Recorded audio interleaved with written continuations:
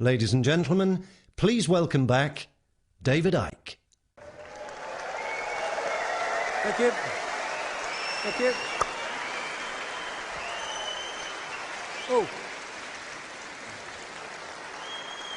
Thank you. I got a present. Okay. So the next section is how that knowledge we looked at before is used to create this Orwellian state that's unfolding. The one that makes us believe, or wants us to believe, that war is peace, freedom is slavery, and ignorance is strength. All of which is based on selling us fear. This is the basic structure that they want. I'll come to that more in a minute. But basically what we're looking at is the centralization of power, incessant centralization of power, for a simple reason that if there's a few of you, and you want to control the many, you have to centralize decision-making. The more diversity there is, the less control you're going to have over it. So you want to centralize everything.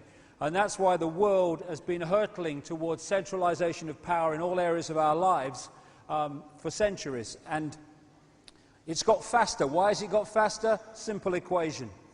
The more you centralize power, the more power that you then have to centralize even quicker.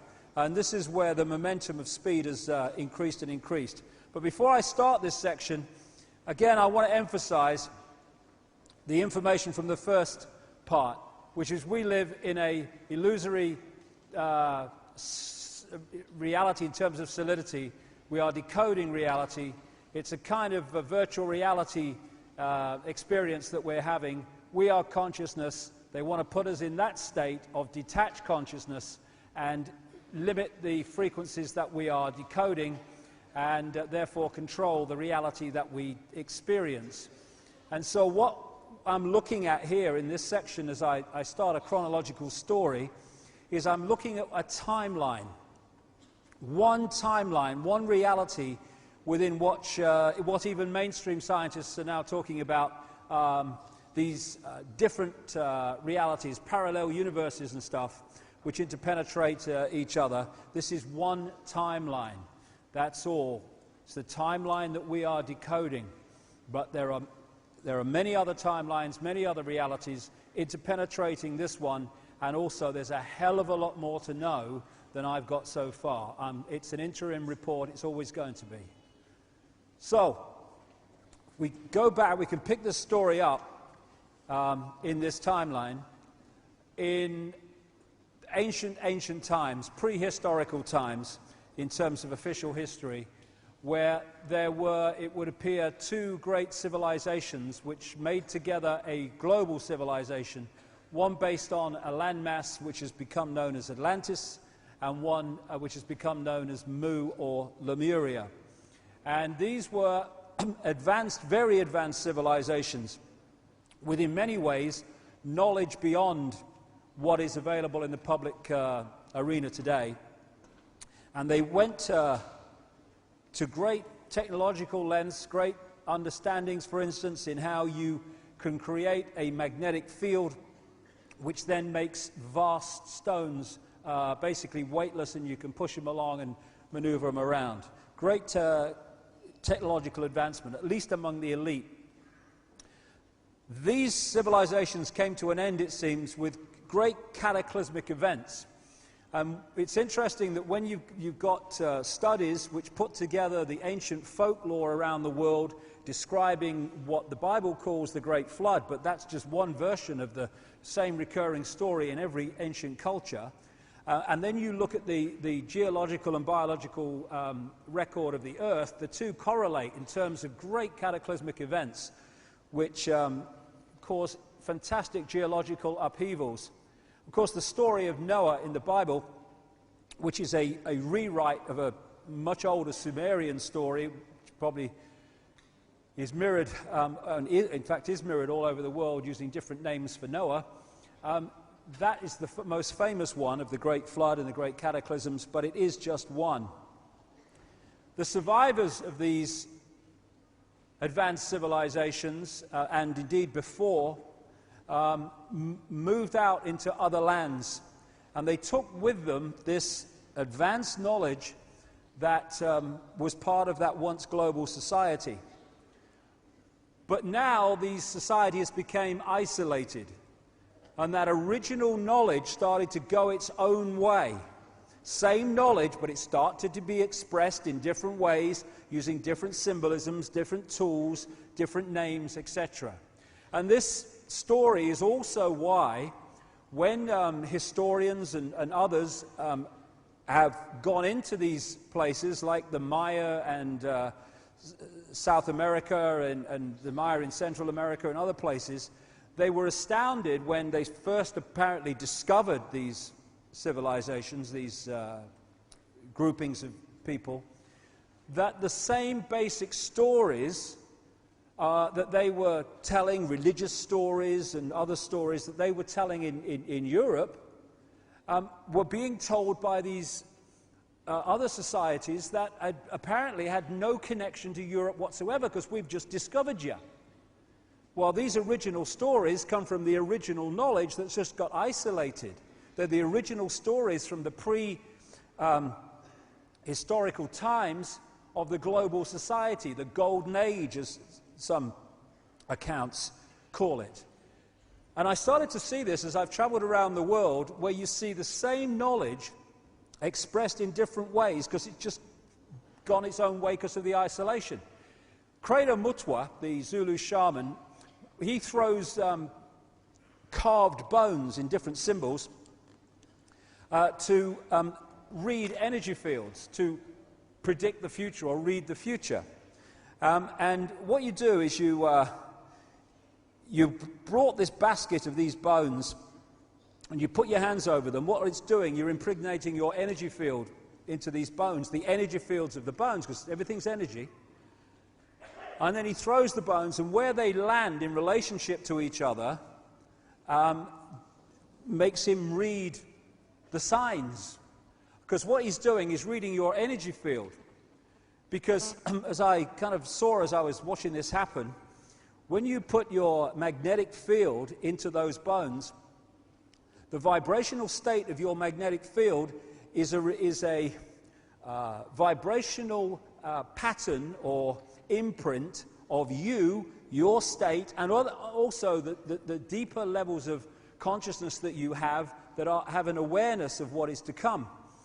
And these bones have an energy field, and their energy field reflects what they symbolize. So if they symbolize a certain concept, then they will carry the energy of that concept. So when you put your hands in, or your energy in, it makes a magnetic connection. These different energy fields, called bones when we've decoded them into holograms, connect into your energy field and sync with the magnetic patterns that you've got, and they fit in where their magnetic patterns fit into you. And so where the bones land and how they appear on the floor is decided before they're thrown. It's decided in the basket by the magnetic connections that have been made. And this is also why you get the same thing with rune stones, because rune stones are just exactly the same knowledge expressed in a slightly different way. This is where tarot cards come from. Why do you pick that card and not that one? Magnetic connection, same thing.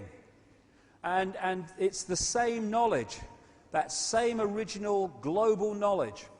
Also, as these peoples with these advanced knowledge and understandings went into other areas of the world, not just after the cataclysms, but also before it, they were the people that had the knowledge to build these fantastic ancient structures that even today people say we couldn't build that now, or we'd struggle to. How did they do it, these primitive people? Because they were working with this advanced knowledge. But history just shuts this stuff out because it doesn't fit the song sheet. In Peru, you've got, this is just one example, these stones are hundreds of tons. You couldn't get a cigarette paper between them, they're so brilliantly put together.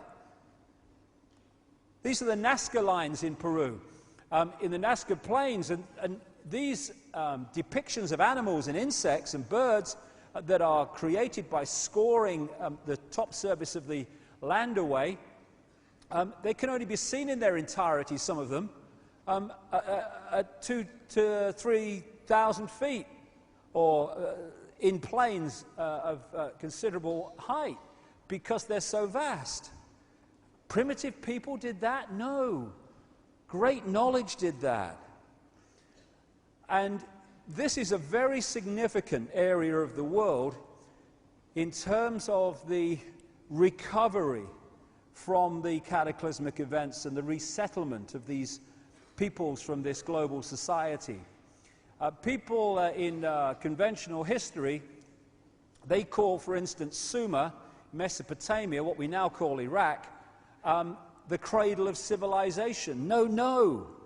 It wasn't the start of civilization. It was one of the major points of recreation of a civilization after the cataclysmic events had brought an end to the old one. And what we're seeing now, and what's happening, is this global society is now re-emerging in another way as these formerly isolated societies start to connect together again. In fact, it's been going on, of course, for a very long time. And another connection that you have between these areas and many other areas in the world is of an interbreeding between a non-human race, force, whatever, and humans, creating a hybrid bloodline, a fusion of the two DNA. Even in Genesis, we have one version of this, but you find this all over the world, in every culture. As the Bible says in Genesis, there were giants on the earth in those days, or in the earth as it puts it, and also after that, where the sons of God came in unto the daughters of men, and they bare children to them. The same became mighty men which were of old, men of renown. These hybrid bloodlines, this interbreeding, produced the kings and queens and the elite royal families of the ancient world, where they claim their right, their genetic right to be the king or the queen or the leader because of their connection to the gods. And all over the world you find this. And what do we have today? We have the queen as head of state of this country purely because of her DNA. If she had a different DNA, she might be cleaning the throne, not sitting on it. You know, that's how ludicrous it is. And this is where it comes from. These people claim to be elite and special because of this hybrid bloodline nature connection to the gods. And in Sumer you find the same. Sumer, which became Babylon, which became Iraq, has ancient texts and tablets which describe the same recurring global story of this interbreeding to create this hybrid race. The hybrid race became known as the demigods, part human, part God, because of this interbreeding connection. And from here, they went out all over the world. So the invasion of Iraq and the occupation of Iraq now is not just about oil. It is about oil on one level, yes. It's about many things. But it's also because that area of land, Mesopotamia, the land between two rivers, is considered of great significance to these bloodlines for historical reasons, because that's where a lot of them came out of. So this hybrid bloodline went off across the world, up into northern Europe. It became the power behind the Roman Empire and the creation of the Roman Church, which became, of course, global Christianity. Much more about that as we go along. And everywhere it went, it became the royal bloodline, the elite bloodline, the one that became the leaders and the kings and the queens, and also the people in charge behind the scenes. And it interbred with other such bloodlines in northern Europe to become the royal families and aristocratic families of Europe. Then, because of the European empires particularly the British, but the French and others too, but particularly the British, we had global Babylon, global Sumer, the global elite bloodline expansion. They went all over the world. They said the sun never set on the British Empire, so vast was it. Into Australia, into Africa, all over the world they went through colonization. And then we had this sleight of hand called independence for the former colonies, but it was only independence on the surface. What these bloodlines did was leave out in those former colonies the bloodline and the secret society network, which I'll come to, which manipulates the bloodline and its gophers and agents into positions of power. And they've gone on controlling those countries ever since. And so today, these hybrid bloodlines are known as the Illuminati, the illuminated ones, and they're the ones that control the transnational corporations, governments, the banking system, the whole shebang that dictates and controls the direction of society. More of that later. And the idea, of course, because compared with the global population, there's very few of these people. The idea is to enslave the rest of humanity in that vibrational prison I've been talking about, so the few can control the vast majority by controlling the frequencies and the nature of the reality we construct. Oh, Queen's lizard. Now, who are they? Who are they? God. When I first came across this old bloody story, I thought, why me, you know? What are they bloody going to say about this? They thought I was bloody mad before. But I don't care. Who are they? Who are they, the interbreeders? I never went looking for this, but over years and years, starting in about the mid to late 1990s, as I traveled around the world talking to no bugger at the time, I came across increasingly large numbers of people who told me this recurring story from different points of perspective, and many of them who'd experienced it, a quote on the inside, that this interbreeding was between a reptilian-type race and humans, and they had created a hybrid bloodline. And it was this bloodline that was occupying the positions of power across the world. So not a racist thing in terms of Earth races, because these buggers interbred all over the world. As Credo Mutwa, the Zulu shaman, told me, a lot of the black political or black leaders and prime ministers that were put in positions of power after the colonial powers apparently left, their bloodline went back to the same source, according to him. It's all over the world. It's not a racial thing from an Earth point of view. Now again, going back to the first section, these people don't see interbreeding like we see interbreeding. They are creating a software program. By interbreeding with humans, they create a reptilian-human software program which has influences on behavior and perception from both, and also influences on what you decode and what you don't decode. And they want to hold this software program because it's the software program they use to control, and so they have obsessively interbred with each other right the way through history. You know, we talk about royal families, oh, they interbreed because to keep the genes up. Well, it's kind of like that. What they're doing is holding a software program which is diluted very, very quickly when it's interbred outside of itself with the general population. And so still today, you have arranged marriages among elite families that are nothing to do with love and affection and attraction, but to do with genetics and producing the next generation of software programs, if you like. And these ancient cultures, they all have their stories of this interbreeding between a reptilian race, and it's not all reptilian, but this seems to be a predominant factor, and humans. In fact, the ancient emperors of China used to claim the right to be emperor because of their descendants from the serpent gods. Everywhere you find this reference in different phrases and names to the serpent gods. And out of here, the Sumer, Egypt, Babylon area, came some of the most significant bloodlines, which then moved up across the world to become the ruling, controlling families of today.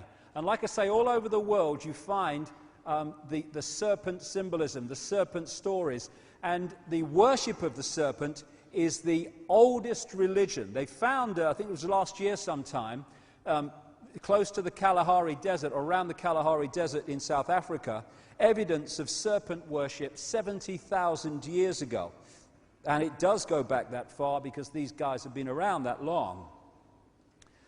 When I started coming across this, first of all, in what you might call the Western world, where I was meeting these people who'd had these experiences and come across this information, I then went to South Africa to speak, and I got contacted. This is why he contacted me originally, Credo Mutwa.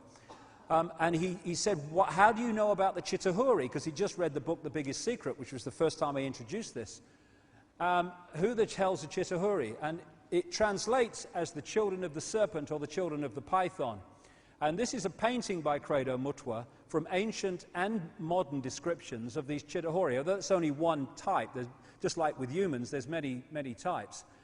And he told me that when he was first initiated into this shamanistic knowledge, long decades and decades ago now, he learned about the Chitahuri. And he said that when the colonial powers came in, here we go again, the British and the Dutch, but particularly the British, through people like Cecil Rhodes, they, in his words, milked the minds of the shaman and then killed them. And they tried to take all this knowledge out of circulation, and it went underground and into their own version of secret societies in South Africa to keep this knowledge alive. And this is where he came across the story of the Chitahuri, although he's seen a lot since to confirm the validity. He also showed me this. This is the necklace of the mysteries, which he, as the inheritor of this shamanistic knowledge, has the right to be given. And it's mentioned in accounts 500 years ago, and he reckons it's at least 1,000 years old. And what he does, because he's the official storyteller of the Zulu nation, of the verbal knowledge, and he has symbols on this necklace of the mysteries which tell the story of Africa and African people and African history. And on pride of place is a non-human figure with a big willy and a woman, and this is their symbolism for telling the story of the interbreeding between humans and this non-human race. Now, interestingly, this willy is now copper, but in the original it was gold before it was stolen for money. And of course, then you go back to ancient Egypt, and one of the prime stories of ancient Egypt was of the sun god Osiris with the golden penis. And all that connects into this Sumerian knowledge and this South African knowledge, and it's all to do with the interbreeding. Obelisks, the obsession that Freemasons have with obelisks and stuff, same thing. The phallic symbol, the bloodline. This is the human woman as symbolized, and this is the non-human interbreeder. Now, it doesn't look reptilian, it doesn't look like anything, it looks strange. And I asked him, why does it look like that? And he said, because the Chitahuri said that they must never be depicted as they really are, or they would, anyone that did it would be killed. So he said what they did was depict them as obviously not human, but not looking like they really did, for that reason. Although you still can find some.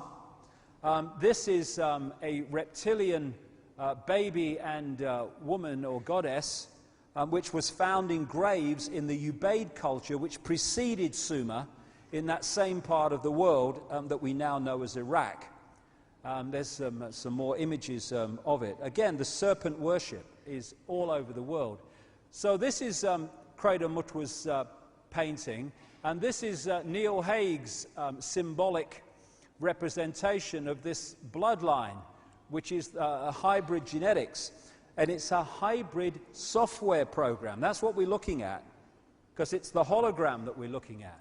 And around the world, you see symbolism, and when you start to come across this information, it's like your kind of mind opens and you start to see, hey, what you hadn't seen before. This bloody serpent symbolism's all over the bloody place. And you find the symbolism of the connection between human women and this reptilian race. You see the symbolism of part man, part reptile, part human, part not human. Again, there's another one. These from different parts of the world. You see a lot of symbolism in stories of humans battling the snake, same thing. And of course, in the Garden of Eden, which is a story that's told in different ways all around the world, you have the serpent. And I was on a Christian radio station a few weeks ago, and they were going on about this reptilian thing. And I said, well, hold on a second. You talk about the Garden of Eden. Do you reckon that Adam and Eve, as they are symbolically called, were actually having a chat with a snake? I mean, does that make sense? I mean, am I mad? Am I crazy? What are you talking about? Or is it more likely that the serpent is actually, or the snake is actually symbolic of something else? And a lot of the gargoyles that you find on churches that were built by the secret society, as like the Knights Templar, and the castles of these elite families have a reptilian look about them. So do many of the coats of arms and stuff that you find in the elite families and military and stuff. The City of London, just down the road from where we are, has a very appropriate symbol, because London, as the bloodlines moved across into Europe, London eventually became, and still is, one of the epicenters of the Illuminati, of these bloodlines. So you had, wherever the bloodlines go, the empires go, because they're acquisitive, they want control. So you had the Roman Empire when they were based in Rome, and they're still massively based in Rome. And when they went and located in London, you had the British Empire, and that expansion, and other parts of Europe. And this is known by researchers who know what they're talking about as Baby-London, because this is sort of the new Babylon. I'm not talking about London in general, the City of London, the financial district, which is its own self-governing province, in effect, with its own police force and everything. And that is two reptilian figures holding the badge of the Knights Templar, one of the major secret societies of the Illuminati. There's a bigger version of it. Very appropriate. When you enter the City of London, you pass these things on the side of the road. And the City of London connects into the Temple. The Temple is named after the fact that the Knights Templar own that land at their temple there. The Knights Templar still run the City of London and the Temple area, which is the centre of the legal profession. That's where Tony Blair and his missus trained, and the barristers and stuff, and Inns of Court and all this business. They still control that today. And where the Temple meets the City of London, in the centre of the road, is this another reptilian figure. Just a coincidence, nothing to worry about. So what you have all over the world is this recurring theme, which only when you kind of open your mind to this, you start to say, bloody hell, it's everywhere, of the dragon and the reptilian imagery. I mean, in the East, in places like Japan and China, where there was also massive interbreeding in China with these entities, it seems, you have the dragon at the very heart of the culture. The Messiah, the word Messiah, it seems, comes from Mesa, which is the Nile crocodile, because the pharaohs were anointed with the fat of a Nile crocodile as part of the coronation. And it also breaks down as anointed one, which is what the word Christ means, anointed one. All these things interconnect in the end, as we'll see as we go along.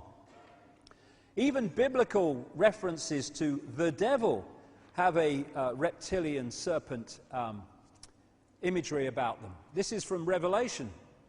And the great dragon was cast out, that old serpent, called the devil and Satan, which deceiveth the whole world.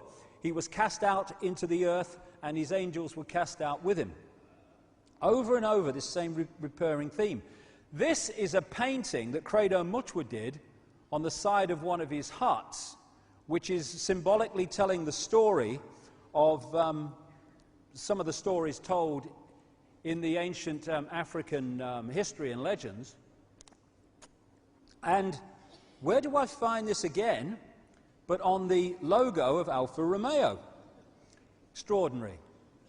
And on the other side of Alfa Romeo, you have the red cross on the white background of the Knights Templar, the very elite secret society within the Illuminati bloodline network.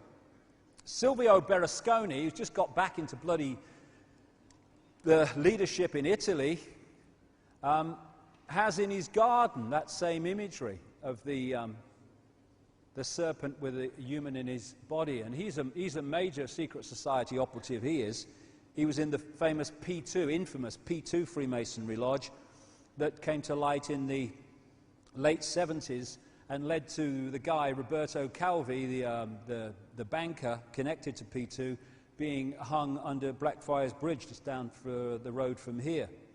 And then around the fairy stories and the other kind of stories and folk stories, you get this recurring theme of the frog prince, the serpent prince, shape-shifting into a human prince or a princess doing the same, and so on. It's remarkable how consistent it is all over the world.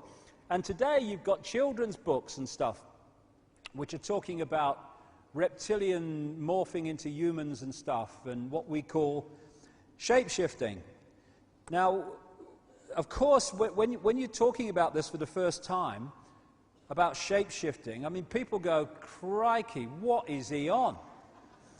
Because understandably, what they're perceiving is a solid body changing into a solid body. Not possible, mate. Yeah, no, I agree with you, but I ain't saying that. Because there is no physical, therefore there's not a shape shift from a physical solid body to another solid body. The Queen is a hologram, like we're all holograms. And if she shifts, it's because the hologram has shifted, the decoding system in the observer has shifted, not her physical body. And what you have are 3 different levels of control, though it goes on further. But that's for another day, another time, and a lot more research. But this is one level of it, which is the dark suits, as I call them.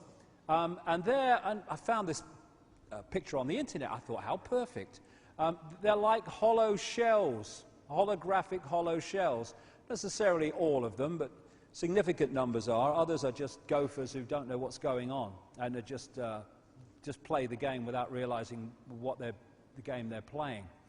Behind them are those that operate in the shadows that I talked about earlier, who, no matter who's in power, what party or what name, the same shadow people are orchestrating events. As they say in America, it doesn't matter who you vote for, the government still gets in. And the government are these shadow people who are there, whoever comes in and out with a rosette on or a name of a political party.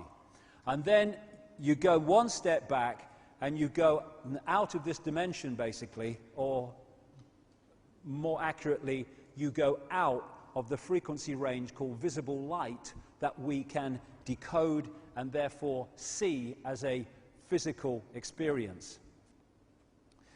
These reptilian entities seem to operate, and again, it's not just reptilian. There are many different kinds of entities that do not have a human form that operate just outside of human sight, and history has recorded them as demons and all this stuff. But the reptilian part of it seems to be very significant to the controlling systems on the planet today. And they operate just outside of visible light. Therefore, we don't see them in the normal course of events. That's just basically like a ghost. When you're looking at a ghostly figure, most of them don't look solid because they're operating just outside of your frequency, just enough for you to perceive something, but not enough for them to appear to be have solidity. This is very similar to having a radio and it not quite being on the station. You can hear the station, but there's what we call interference, and it's not sharp. Visually, that's what's happening when people see these ghostly, ethereal-type figures. So shape-shifting is not the movement from a dense physical body to a dense physical body. It would appear from the endless research that I've done and people I've talked to all over the world and all the rest of it put together, my own experiences sometimes, that what we're looking at are these hybrid bloodlines.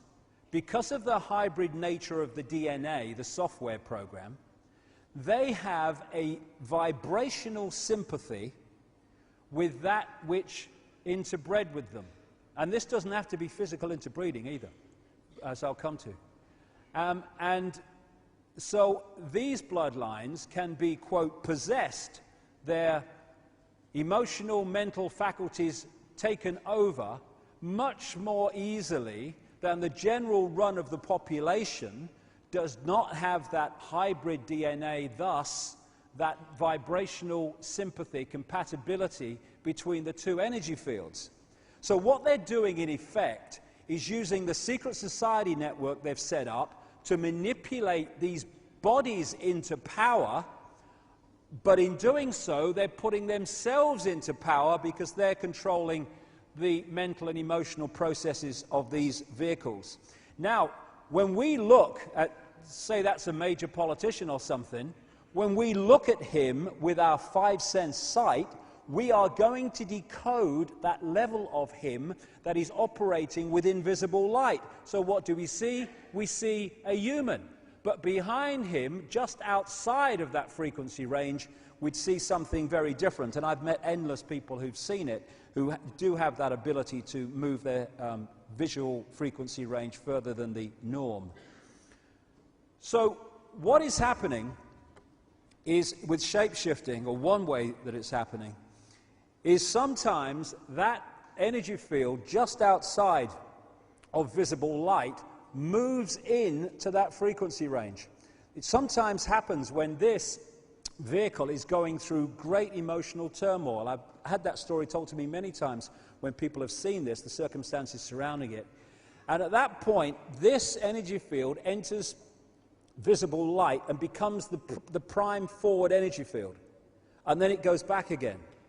To the observer, who is decoding that energy field through the brain and turning it into a physical experience, what he observes only in his head is human, non-human, human. Did you see that?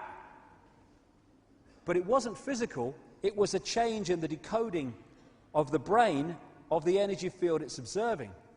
And this interbreeding can happen without coming into the physical, because these are energy fields, and these energy fields can send down genetic codes down into this reality. It's horrible to think about, but I've talked to a number of people around the world, women, who've been in captivity in places like the Mormon network in Salt Lake City, who have been taking part in rituals, obviously forced to take part, who are being raped on sacrificial altars under the Mormon church, other places too, and other organizations, but I'm just thinking of one in particular. And she told me, and the same story I've heard elsewhere, she looked up while this rape's going on, and around the rapist was this ethereal, non-human figure. Through this energy connection, things can be sent through to affect the genetics, the software program of the child that results from that situation. Because to them, like I say, they know it's a computer, and they know the computer software can dictate behavior and perception, and they want puppets. may sound strange, but I feel for a lot of these people in power on the human level, because they're just puppets themselves, like bloody robots. Here you go. A lot of these people are not in control of their own perception. And this is why, what they do a lot is they'll target someone. What they want to know is who's got the bloodline and who hasn't. Because this bloodline genetics won't manifest itself in cold-blooded behavior and all the rest of it that we see unless those codes are open. It's like having a computer. It's got lots of codes, but unless you open them, it doesn't affect the computer screen. In other words, the reality of the computer. You have to open it. And what they do is target a lot of these people this is why they want a DNA database. They want to know who's got it and who hasn't. And that gives them, obviously, a great way of finding out. And then they target these people, and suddenly these people who know nothing about it, they're suddenly sponsored by very powerful people, and they become big in politics and law and all the rest of it. And through that, they get pulled into the secret society network, and they go through these rituals, and they think it's just some, ancient ritual, it's just tradition. They don't realize that what these rituals are designed to do is to affect them genetically, to open these codes. And how that manifests itself in experience is of seeing people who, for instance, came into politics with a good intent to try to make a positive contribution, and they end up, after a while, being the absolute epitome of everything they came into politics to challenge, because there's been a process of personality takeover. It's not always for that reason, but that's one of them. So what we're looking at, I would suggest, but people make of it what they will, are fields where we decode the human one, but behind it is another one that looks anything but human. And someone sent me this picture. I don't know who it's of, but he's got very reptilian-type eyes. And a friend of mine has been working recently with someone who's been involved in a big iris scanning technological program. Not something I agree with, I have to say, iris scanning, but what he found, and he's into none of this stuff, what he found as these people looked very closely at 2,300 eyes, to their amazement, in his estimation, about 4% of the eyes they looked at were of reptilian type and appearance. All over the internet, people started talking about this now, and these pictures are circulating. This might be probably is just a trick of the light, but it's very symbolic of what we're looking at. That was on the front of the Fortean Times, taking the piss out of me. I thought, thank you very much. Nice picture. I love that. Very symbolic. And it's all these other people and all that stuff.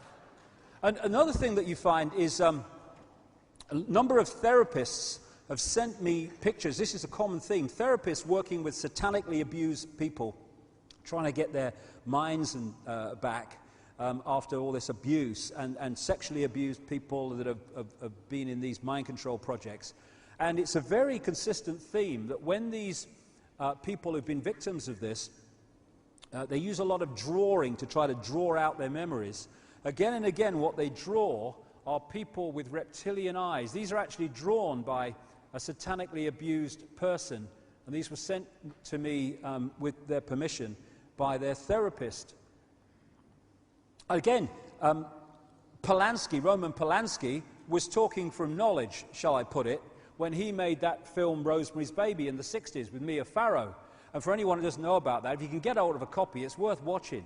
Mia Farrow is pulled in unknowingly because they want her to interbreed with one of these non-human entities to give birth to a child of the bloodline. And this satanic group get hold of her, and they put her under mind control, and they, impregnate her and stuff. And towards the end of the film, when she starts to realize what's going on, she goes into this apartment where it all went on, and memories start to come back, and she sees the baby she gave birth to in a non-conscious state, and you have a quick flash of it in the movie, and it's a reptilian baby with reptilian eyes. Well, Polanski should know, let's put it that way.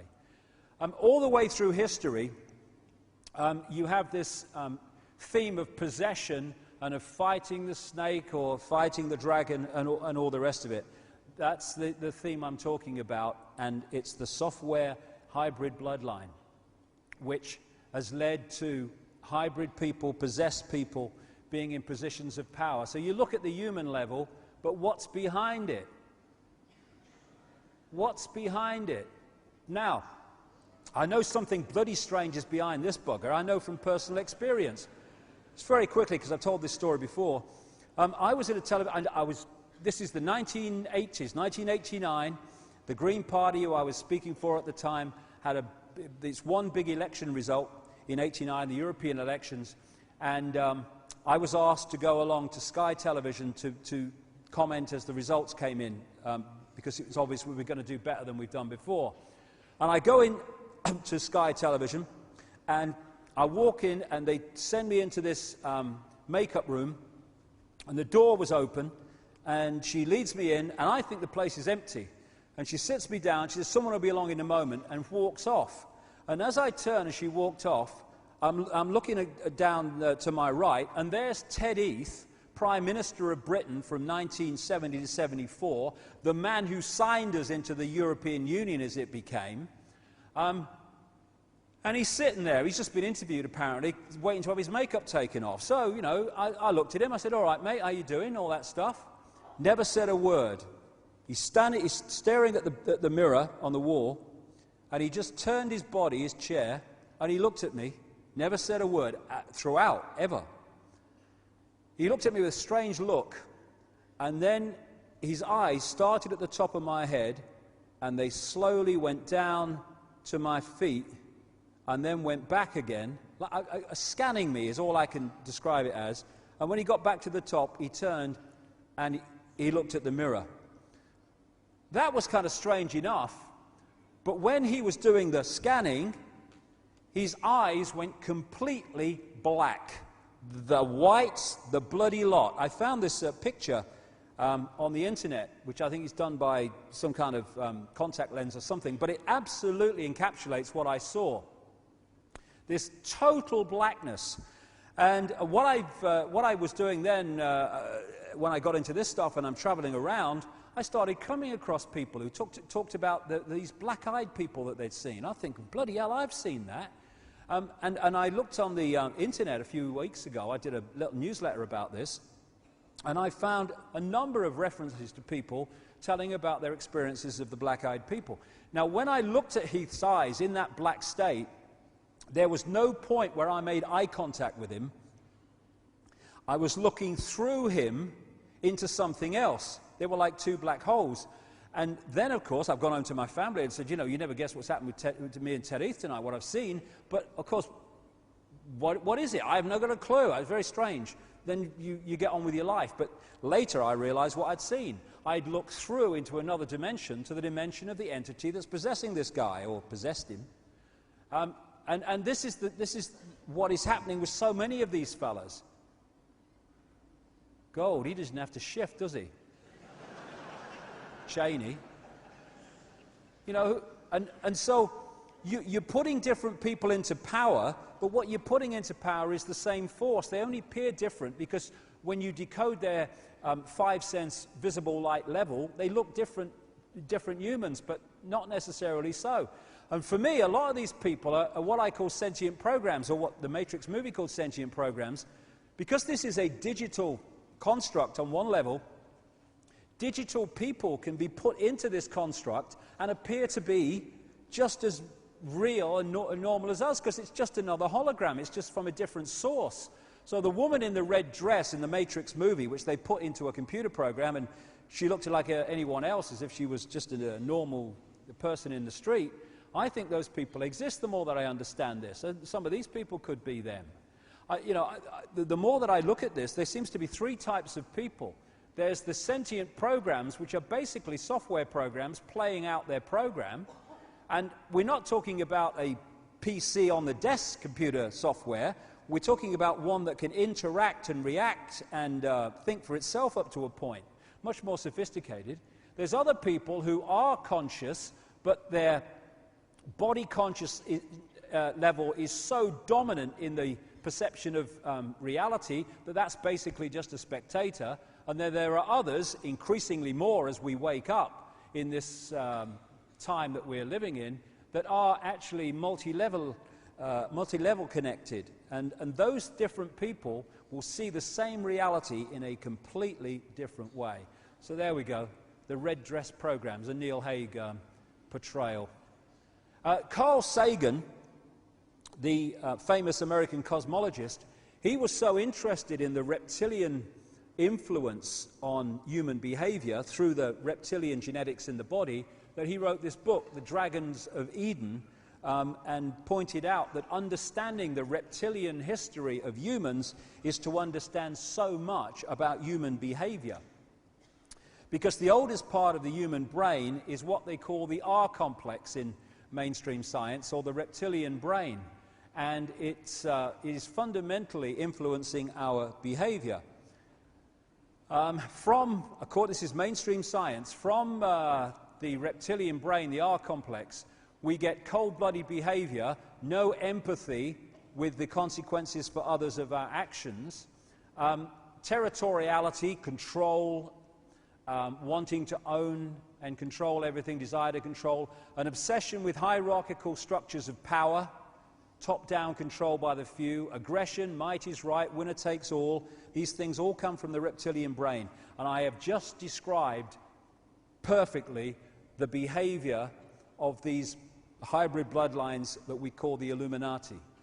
That's why they can kill and pepper bomb whole cities of civilians, because they have no empathy with the victims and the consequences for them of their actions. You take empathy out, anything goes.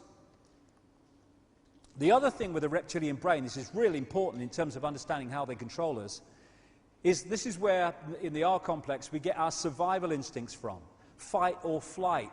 And it's great that we have these survival programs, because otherwise we wouldn't last long. It's keeping us alive in this reality constantly, the survival mechanisms.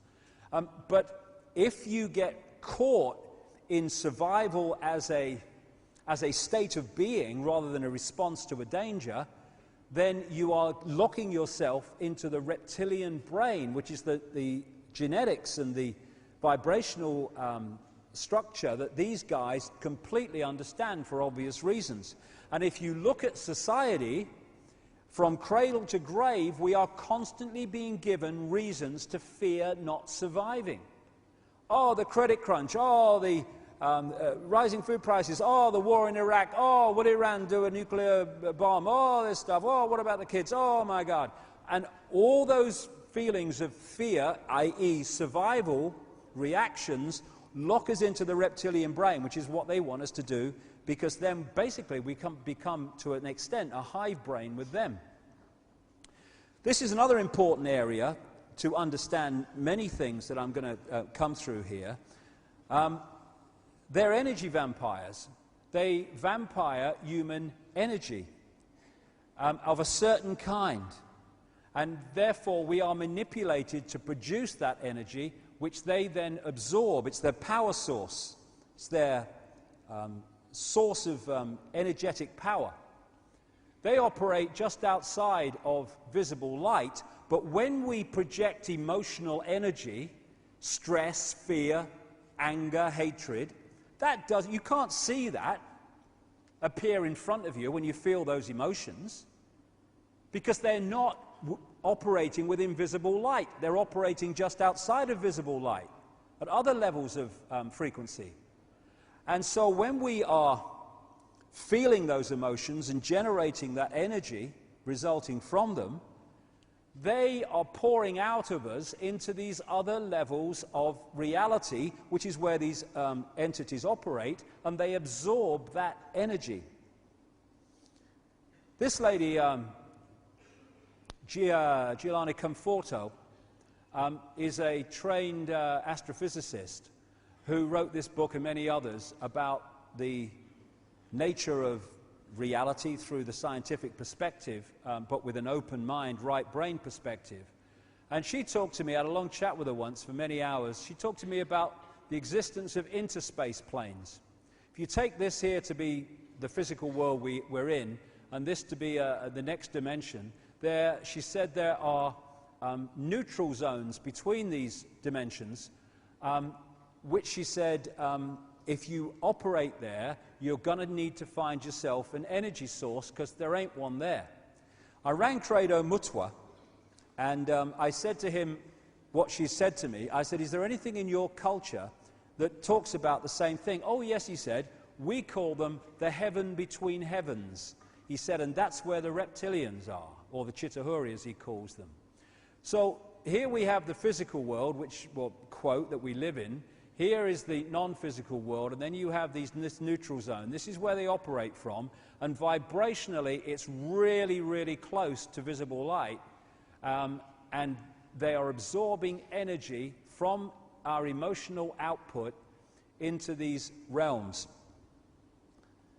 And I found this in the War Memorial in Canberra, Australia, in the area of the Tomb of the Unknown Warrior. And when you look at who's paid for this war memoriam, it's like a who's who of the Australian Illuminati.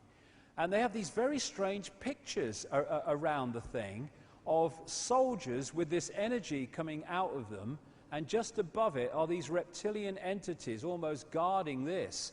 And in many ways, that's so symbolic of what we're looking at, feeding off that energy. This is another Neil Haig picture of going across these interspace planes and becoming connected without that interference coming from this level.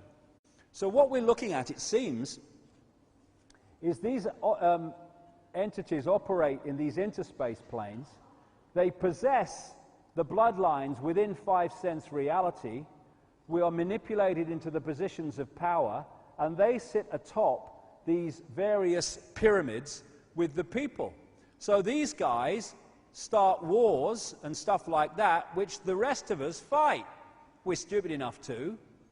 And although there appears to be fighting at this level between countries and leaders, really they all answer to the same crew. They're all controlled by the same crew. This is the movie playing out of different people, and they do fight among each other. They bloody do. Anyone who's obsessed with power like that wants power over their associates, but they're connected and operating to the same basic agenda. And if they do get out of hand, well, someone much more powerful knocks their heads together. So like I say, these entities, they can't absorb any energy. They have to absorb energy that is within the frequency range that they're operating on. And they're operating on such a low band of reality and vibration that they can only absorb low vibrational energy, which we give them through low vibrational emotional output, hate, fear, stress, all these things. And there's a guy in Japan, Mr. Emoto, I spent a long weekend with last year, talked to him about all this stuff, and saw him again recently. He's the man that developed this process of freezing water and then photographing the water crystals, which appear for a short time. And so by making different words and vibrational frequencies, by connecting it to the water, like putting words of hate or love on the side of the tank, then freezing it and then photographing it, he's been able to see the different effects of these different emotions upon reality. And this is a water crystal that was from a tank that had the words of love and appreciation on it. This is one that had the words hate all over it. It's a very different energetic structure. And it's this one that these entities want to absorb, therefore what they want us to produce. This again is the love and appreciation. This is a water crystal that had where the tank of water or the receptacle of water had a mobile phone tied to it. So what they want to do, and what they've been doing for centuries, is turning humanity into a war on itself to produce the stress, the hatred, the anger, all these emotions, which then feed into this interspace plane. And of course, a war like the two wars of the 20th century, my God, the energy of that kind that was produced then. I also almost fell off my seat when I watched this Disney movie called Monsters, Inc. Disney being one of these Illuminati corporations, as so many of the others are, most of them are, anyway, perhaps all, could be, probably is. And if you haven't seen Monsters, Inc., the story was that in the monster world, as they called it, they had no energy source. And so what they did, they had a power station in the monster world, and the people working for it used to turn up to work every morning, line up, and then these doors would come up in front of them, symbolic of interdimensional doorways. And then when the hooter went off or whatever, they walked through that doorway and they walked into a child's bedroom in the human world. They went into another dimension. And the monster's job was to frighten the child. When the child screamed, to catch the scream, the fear, in a tube thing, and come back into the monster world to then power that, because it had no energy source. And I thought, sod in hell, I've heard that somewhere before. And of course, in the Matrix movies, the theme was of the machines, the controllers, feeding off human energy. And in the words of the Morpheus character, they have turned human beings into one of these. And that's one major level of what's going on, I would suggest. Another point that people say to me is, understandably, is when they're looking at it from a five-sense level, is why would these people, all the way through history, why would they try to manipulate an agenda for the control of the world sometime in the distant future when they wouldn't be here to see it? Well, that's not the way it works. That's just the way it seems to work when you think this world is quote, real and solid and has a time. If you take this to be the human world, and this to be the line of history, we have a version of time which is just manufactured, which appears to give a sequence of events and all the rest of it. Within the interspace plane, they have movable time. They can move up and down this timeline. So they can come in here and they can control someone from the 16th century or the 15th century. They come in here, they're controlling people from what we call the 20th century, because the time is an illusion. So it's been the same entities that have been moving through what we perceive as time all the way through history. And of course, when you get across here, there's no time. And that's why that near-death experiencer said, there is no time, there is no sequence of events, no such thing as limitation of distance, of period of time, of place. I could be anywhere I wanted to be simultaneously. So can these to a large extent, and therefore they're moving in and out of this timeline.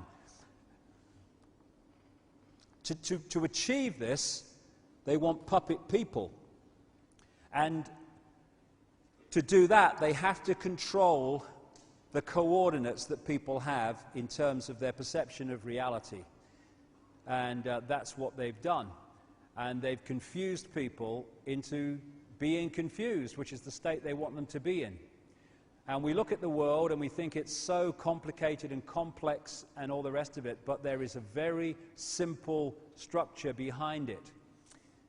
Because of what's been going on with the research into this conspiracy, and indeed our own bloody eyes now when we look on the news and we see the world the way it is with the centralization of power, it's very difficult now to deny that a few people control the many. It was possible for a while maybe, but not anymore. So what they've done through this book by a guy called David Rothkopf, who worked for the infamous Kissinger Associates and was in the Clinton administration and stuff, he's written this book called Superclass, The Global Power Elite and the World They Are Making. And what it is, in effect, is an admission that, yes, there is a super elite and it does control events, but it's not coordinated and it's not controlled. It's like a fallback position. All right, we can't deny a few control the world now, so we'll have a fallback position. Yeah, they do, but they're not coordinated. It's just a loose connection of interests. You know, bullshit.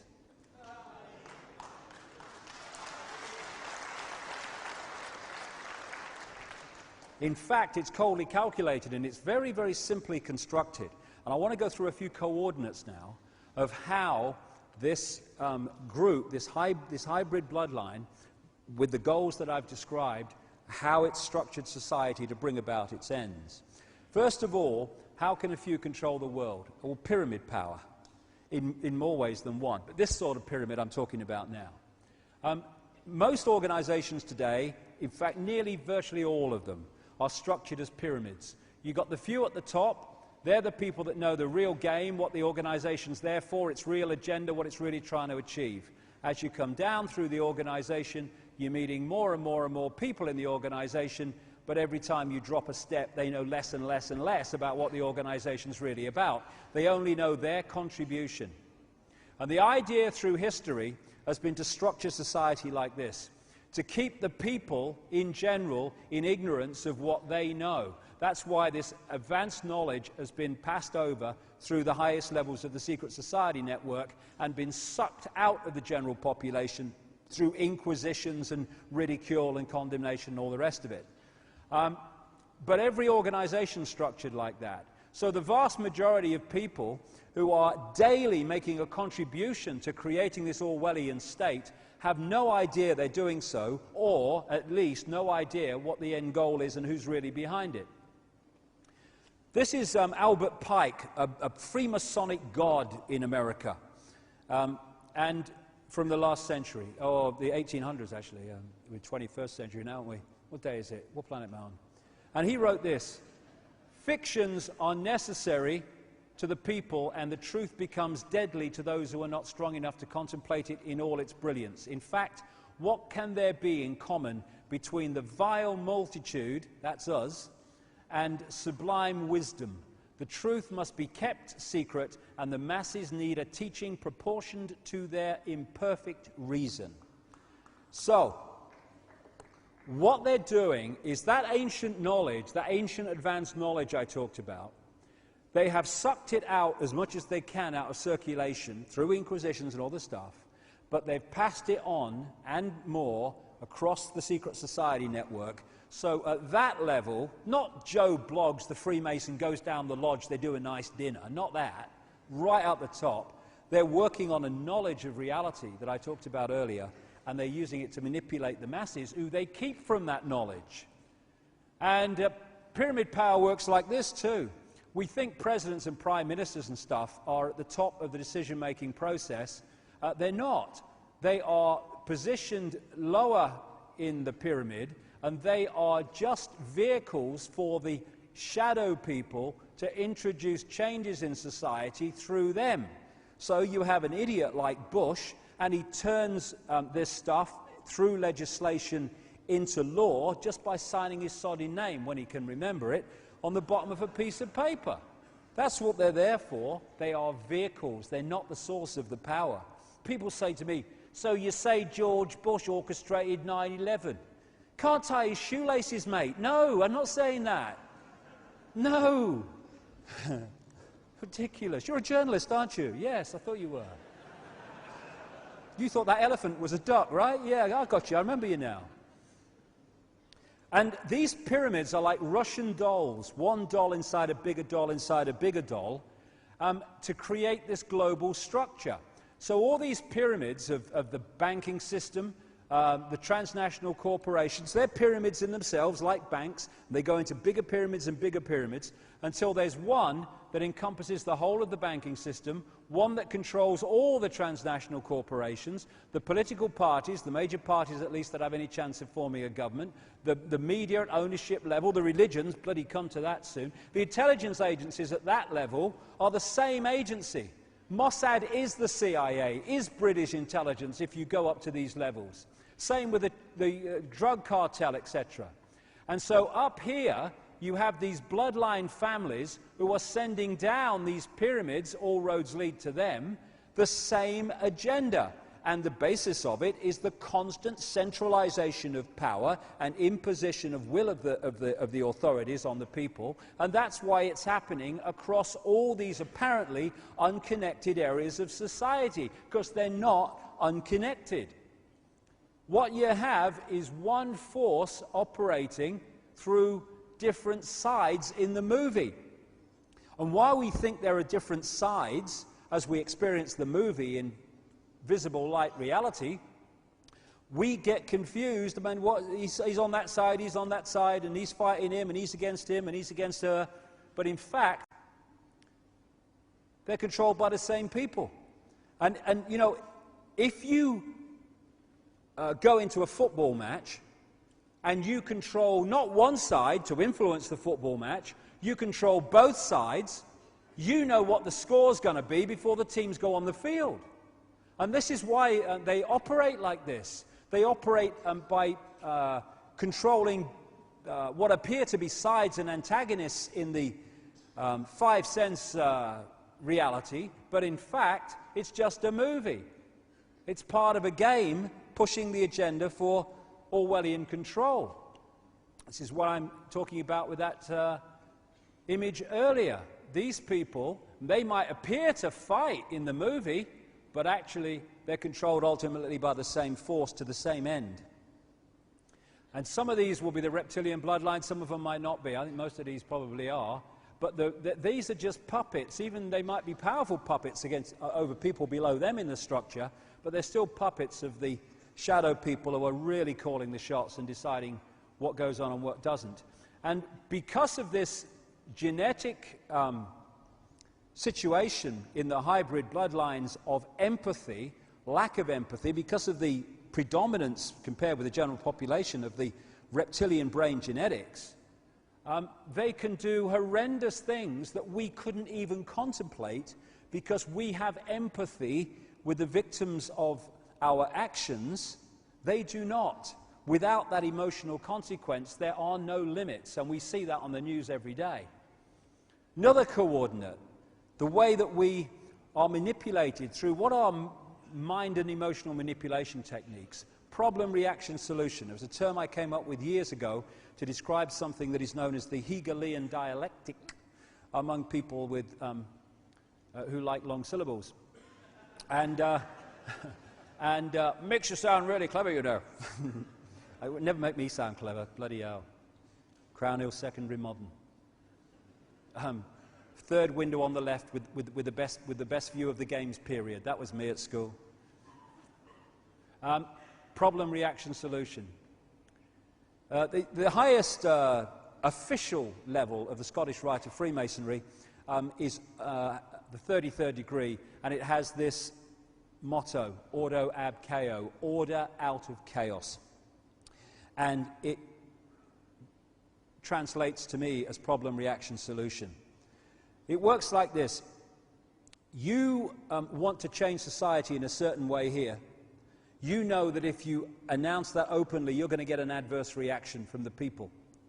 Imagine if the changes that have happened since 9/11 in terms of the destruction of freedoms and civil liberties had been proposed without 9/11. What you do? We're doing. This is a fascist state. We're not having this. Oh, well, no, we've got to have it because it's terrorists. You know, problem, reaction, solution. So, you don't announce it openly. You, at stage one, create a problem. Terrorist bomb. I'm coming out. Terrorist bomb. I've got a wire loose. I read that in the Mirror once. He's got a wire loose, he said. They're right. And you create a problem. Terrorist bomb, war, run on a currency, credit crunch, rising food prices. Anything that will allow you to offer the solution you want to change society. You then tell the people the version of the problem that you want them to believe, i.e. Bin Laden did this, Lee Harvey Oswald did this. And the pathetic mainstream media, instead of investigating the official version, just repeat it to the people, and the people at stage two are supposed to react, and most of the time they do. react with outrage, with fear, and they say, something must be done, this can't go on, what are they going to do about it? At which point, those who covertly created the problem got that reaction, offer the solutions to the problems they have themselves covertly created. And those solutions are changes in society which advance the Orwellian state and the centralization of power, so the few can have more and more power over the many by this centralization of power. So if you look at the Second World War, these bloodlines were behind Soviet communism, they were behind the capitalist countries, or cartelist countries in truth, of the West, and they were behind, including America, and they were behind Nazi fascism, bringing Hitler to power. They then bring them in conflict, called a Second World War. Massive problem, the Second World War in just a few years, and people were saying, in their desperate state, something must be done, this can't go on. They were open to stop this, no more war. And so we got the solution, we'll centralize global power. So out of this came the European Union, that was justified too, let's trade instead of fight, which sounded good at the time, but actually that wasn't the agenda. The United Nations, and an explosion of centralization of power in banking and business and politics on a global level, justified by the problem. None of which would have happened had it not been for the Second World War, which these bloodlines funded, including the Bush family.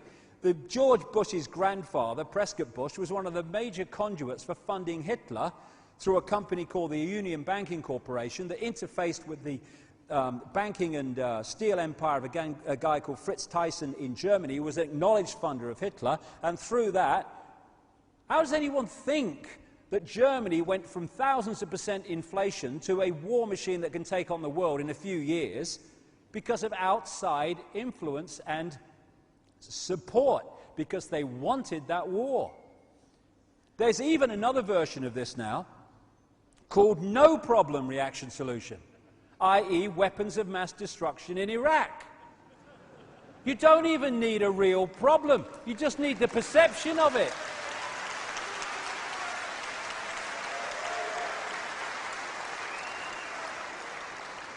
It's all a bloody mind game.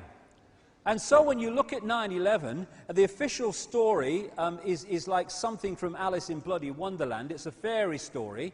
And all these anomalies come up. And anomalies come up for a simple reason. Cover stories aren't true. There must be anomalies. This is Building 7 as it was falling, with the bloody blasts coming out as it came down like a controlled explosion. That looks like a controlled explosion to me. You know why? Why? Because it bloody was. That's why. This is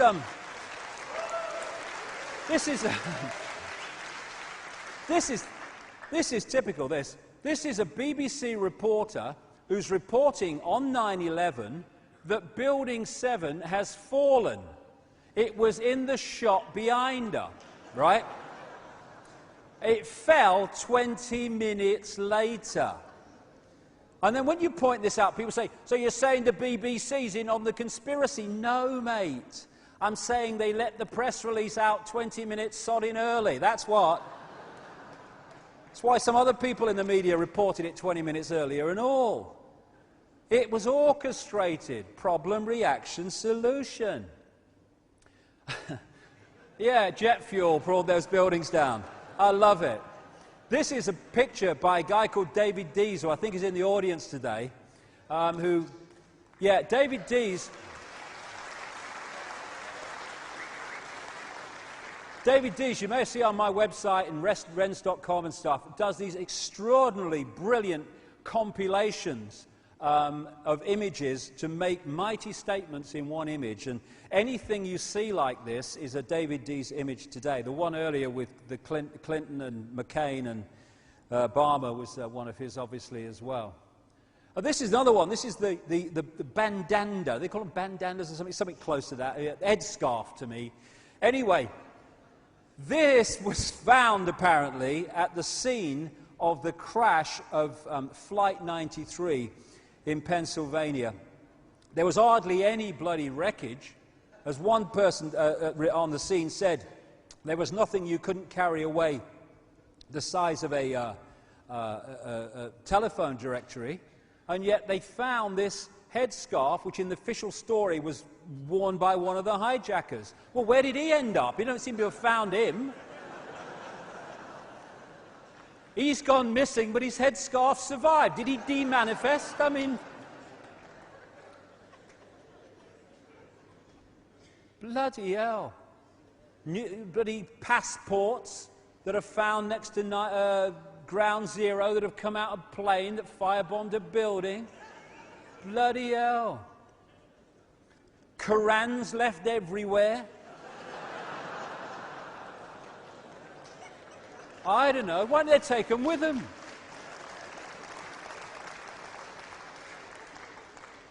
I reckon they were the Islamic version of the Gideons. I think they did it. I think they did it. I blame them. Bullshit. It's all bullshit. It's all bullshit. And more people, even academics, left-brain academics, are looking at the left-brain version of this and saying, don't make sense, mate. And it don't. And this was a poster I found on the internet, which may be real or may be right. It looks real to me with the trees in the background. But on September the 11th, ask yourself, when history repeats, do we notice? It was the Nazis that burnt down the German Parliament building and blamed someone else to justify introducing the fascist state, in effect, in Germany. There you go. The war on terror is a war by terrorists to get us to succumb to the terrorists. Inside job. And more people are beginning to understand that. Hallelujah. And because they're creating problems which they can put solutions to, you find the same people turning up with the problem and the solution quite often. This is 1983. This is Donald Rumsfeld, who on behalf of the Father Bush-Reagan administration was going to meet Saddam Hussein to arrange the shipment from America of biological and chemical weapons to Iraq to use against the Iranians, and these were used against the Kurds. Oh, we've got to stop Saddam Hussein. He used chemical weapons against the Kurds. Yes, the buggers you gave him. This is how it works. Don't take my word for it. This is official documents. This is a report on the release of these documents in 2002, I think it was. Donald Rumsfeld, the US Defense Secretary and one of the most strident critics of Saddam Hussein, met the Iraq president in 1983 to ease the way for US companies to sell biological and chemical weapons, including anthrax and bubonic plague cultures, according to newly declassified US government documents. And then he says, they've got chemical weapons, stop Saddam Hussein, we must invade. He was on the board of this European engineering giant called ABB in 2000 when they sold nuclear technology to North Korea. When he became defense secretary in the Bush administration, he said, North Korea is a threat to the world because they've got nuclear technology. This is how it works. Create the problem, offer the solution. Then we've got this guy. This guy was pulled out of Saudi Arabia to front up the Mujahideen fight against the Soviet occupation of Afghanistan, funded by the Saudi royal family, by America, by Britain. The Mujahideen were taken to America to, as I've documented in books and other talks, to be trained in terrorism operations. The British military sent people to train them, and they then became the terrorists that we're supposed to give our freedoms away to fight. And a few years ago, well, actually very much more recently than that, maybe about a year ago, this guy, Zbigniew Brzezinski, who was the national security advisor in the Carter administration up to 1979, or 1980 actually, he admitted publicly that he had orchestrated to manipulate the Soviets to invade Afghanistan because he wanted to cause them a major problem, and then had they started to create the resistance to that invasion, which caught the Soviet Union in that spider's web. Guess who the main person behind "I'm against war" Barack Obama is? Zbigniew Brzezinski. I want change.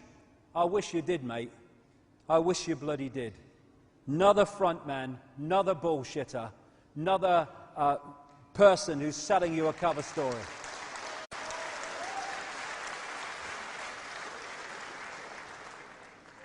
But so are the other two, mind. So are the other two. We have choice. We've got freedom. So what we're looking at is the secret agenda unfolding through history, and it's playing out a movie version of events. The past part of the movie we call official history, which is keeping us from what's actually happening. Another connection, or another coordinate in terms of the way we're manipulated to this end, I've called the totalitarian tiptoe. That's when you know you're going there, stage Z, and you're here, stage A, and you know that if you go in one leap, the change is going to be so much. People are going to say, what's going on? What's going on? Never mind Paris Hilton in the back of that car. What's going on? Because the change is so great. So what they do is tiptoe, tiptoe, tiptoe. And as a result of that, in steps, as big as they can get away with, but as little not to cause too much resistance and reaction, they go along the road that they want. That's how we went from a free trade area to the super state we call today the European Union. Stepping stones. And this poster I came across, very true. Fascism, you think it'll be this obvious. But it's starting to get that obvious to awake people, but to people who are not awake, it's not that obvious, because it's done in stepping stones. Although, increasingly, it's not the totalitarian tiptoe, it's the totalitarian sprint these days. Another coordinate. To create this situation where people are locked in this vibrational prison and are not decoding the vast range of frequencies they could, therefore opening their awareness, sell them a religion, or sell them something to believe. Might not be an official religion, bricks and mortar religion as my father used to call it, as long as it's a belief system. But the religions, of course, are the most obvious belief system. And once you take on a belief, that belief starts editing what you decode. And you start to enter a mind prison with the walls of the belief being the prison walls. This is a Neil Haig picture. These represent the different religions, and what they're doing is all worshipping the same God, or gods, in truth. The original religions of these ancient societies obviously went with the people as they located in other areas of the world. Indeed, it was a global society anyway. And it's based, the reptilian religions, if you like, are based on the moon and the sun, the moon goddess and the sun god, overwhelmingly. And they come in many and various forms. All these different religions are based on this same principle while claiming to be different. And these religions came out of these areas of the world that we have seen earlier, is where the bloodlines came out of to a very large extent. This area I've called the religion factory, because that's where most of the major ones came from. Out of this same area came Judaism, came Christianity, came Islam, came Hinduism, and goodness knows how many in between. And these religions, all based on sun and goddess worship and the reptilian gods, when you decode it, went with the bloodlines out across the world, taking this with them. And when they relocated in Rome to form the Roman Empire and the Roman Church, what we call Christianity, was merely the Church of Babylon relocated. That's why when you take the names away and all the rest of it, you find that Christianity in its structure and beliefs is a mirror of the Babylonian beliefs and religious structure. And so the religions again come into this same category, although the followers down here have no idea this is so. in the end, they all, and it's not just these four, this is all just symbolic of the structure, again lead into the same people. And they worship the same gods under different names without realizing it. And I have to say, it's the same with great chunks of what we call the New Age, which is based on the Eastern religions. Now, there's a lot of stuff in the Eastern religions about the nature of reality and vibrations and chakras and all this stuff. It's very, very good. But still, the whole basis of a lot of it is the same story. And I was reading some articles recently by people who've researched this and indeed directly experienced it, and a lot of these mantras that are chanted in Sanskrit, the ancient knowledge of the Indian area, they translate some of them as giving yourself to the gods or God, giving yourself to the deity. And when you make that choice, that decision to give yourself to the deity, you make a vibrational connection, and the deity can suck you dry and control and take over your thought processes because you've just given permission to. You've opened yourself to it. And these are other dimensional entities.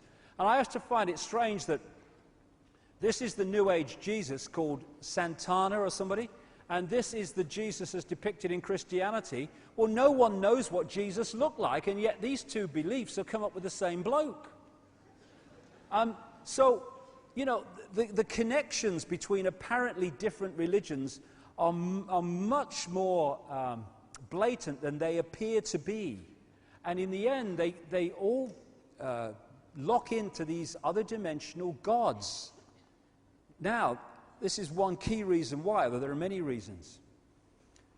There's this phrase, very true: energy flows where your attention goes.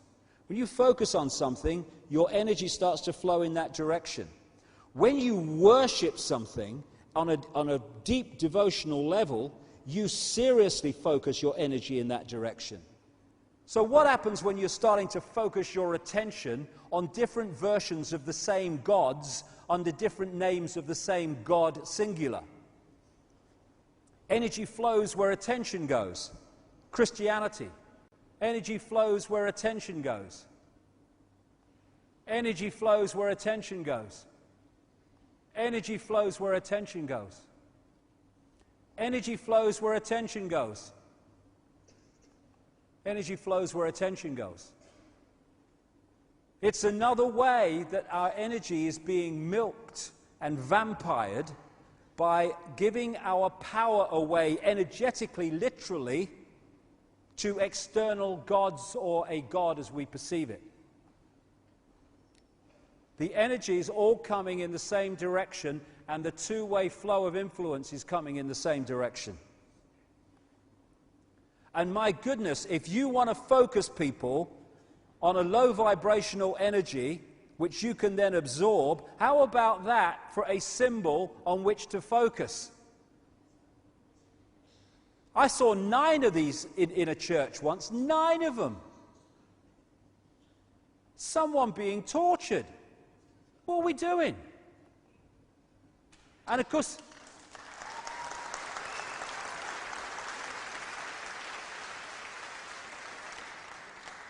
and what you get then is the next level of this use of religion in manipulation. In each religion is fighting for its own predominance as the only religion. Dominate, chosen people. Again, the caste system in the Hindu part of the world, they say they're breaking it down now, but the caste system is a bloody unbelievable racism. And I have to say this: don't support the caste system and talk to me about racism. Thank you very much. And then you've got Christianity. Only through believers in Jesus can you get to heaven. Mr. 10%. Now, only through another form can you get somewhere. And I control that form, so hey, here we go. It's the same gods that we're feeding. They set up these religions, and their puppets did. At the highest level in the religions, they know this. So the rest of the pyramids don't. The idea of religions is to lock people in a belief system that cuts out all other possibility. No, don't talk to me about that. No, I believe in Jesus. No. Well, just have a look at it and then see what you think. No. And that then locks you in to a digital tunnel vision. And the other way that religions are used is divide and rule. And it's all based on the sun-moon religion, the same sun-moon religion. In Babylon, they had a trinity of Queen Semiramis, also known as Ishtar or Istar, Nimrod, the sun god, she was the moon goddess, and Tammuz, who was the virgin-born son of Nimrod and Semiramis. And they said that Semiramis was impregnated by Nimrod as the rays of the sun and gave birth to Tammuz, who was a reincarnation of Nimrod. Now, out of that little lot, you've got the Christian religion. Virgin birth of the Son of God, and Father and Son are one. Semiramis, this is in Iraq today, in Babylon, in Iraq today, the rebuilt Ishtar Gate. She was the goddess of Babylon, and you can see her everywhere. This is an original Babylonian relief depiction of the Babylonian goddess, and she was very much associated with the symbolism of the owl. And as these bloodlines and their religions expanded out into the rest of the world, they started to take different forms, but the same basics, foundation of the religions was the same. No surprise, therefore, that when you go to the Vatican and Rome, which was the Church of Babylon relocated, it is a mass of Babylonian symbolism, because that's the basis of their religion.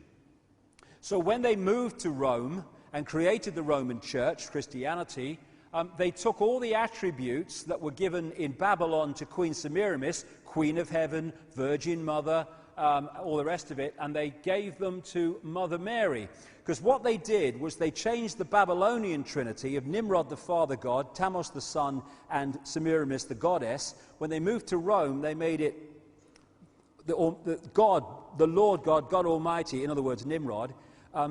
The Son of God became Jesus, and the third point became the Holy Spirit, which they symbolized, because they took the goddess out of it, which they symbolized as a dove, which is the symbol that the Babylonians used for Queen Semiramis.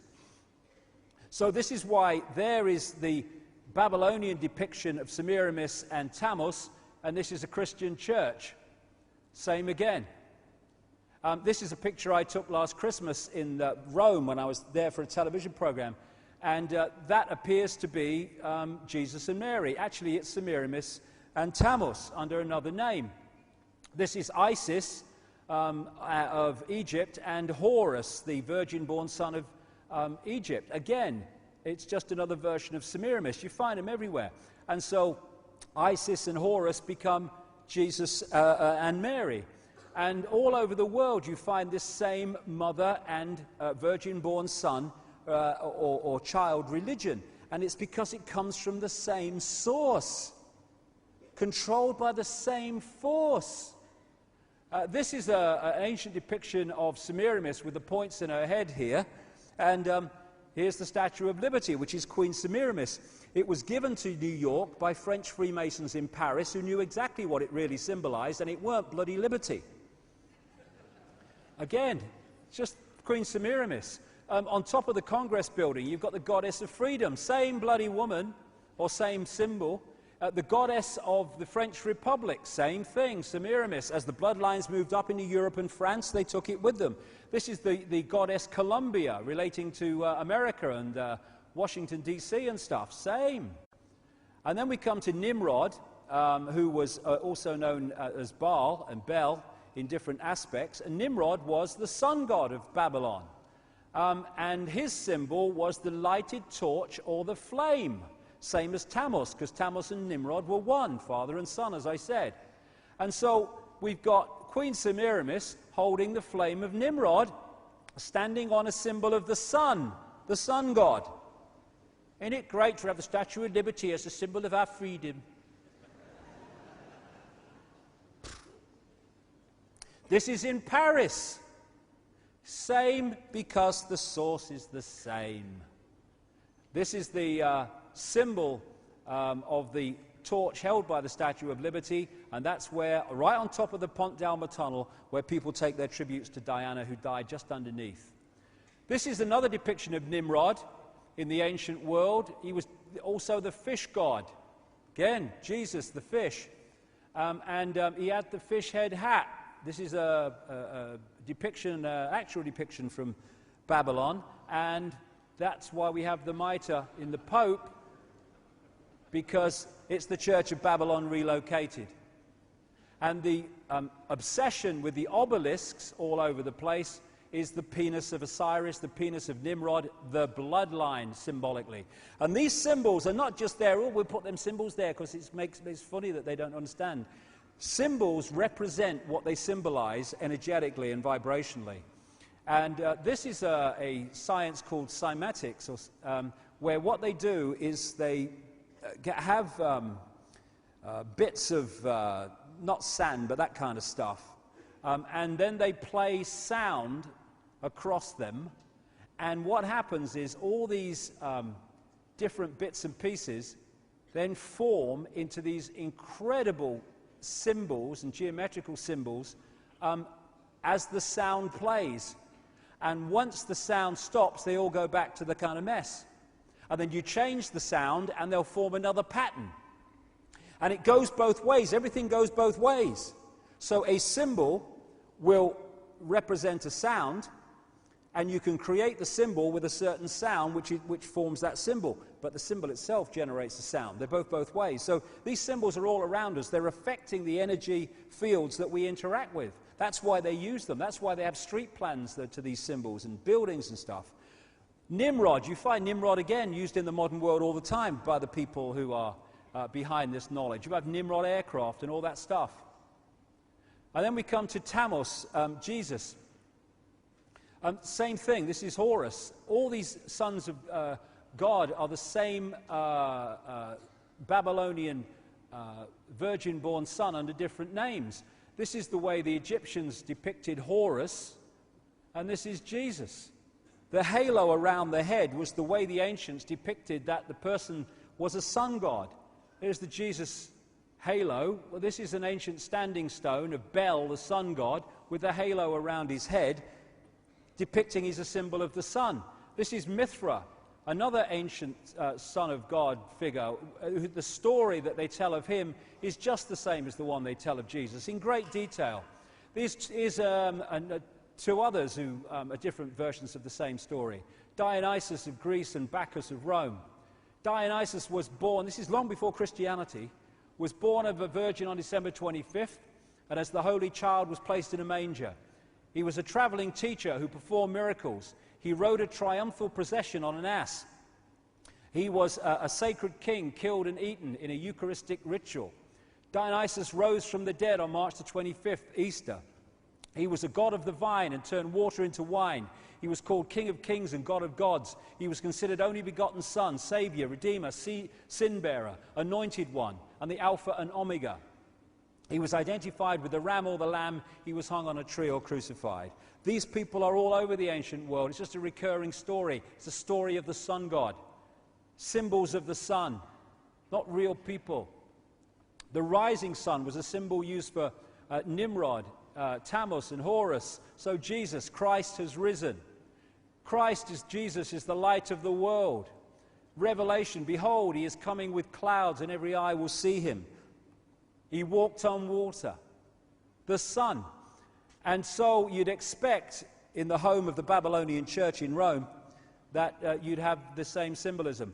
This evergreen tree, symbol of Nimrod in Babylon, that's an original obelisk from ancient Egypt in front of it.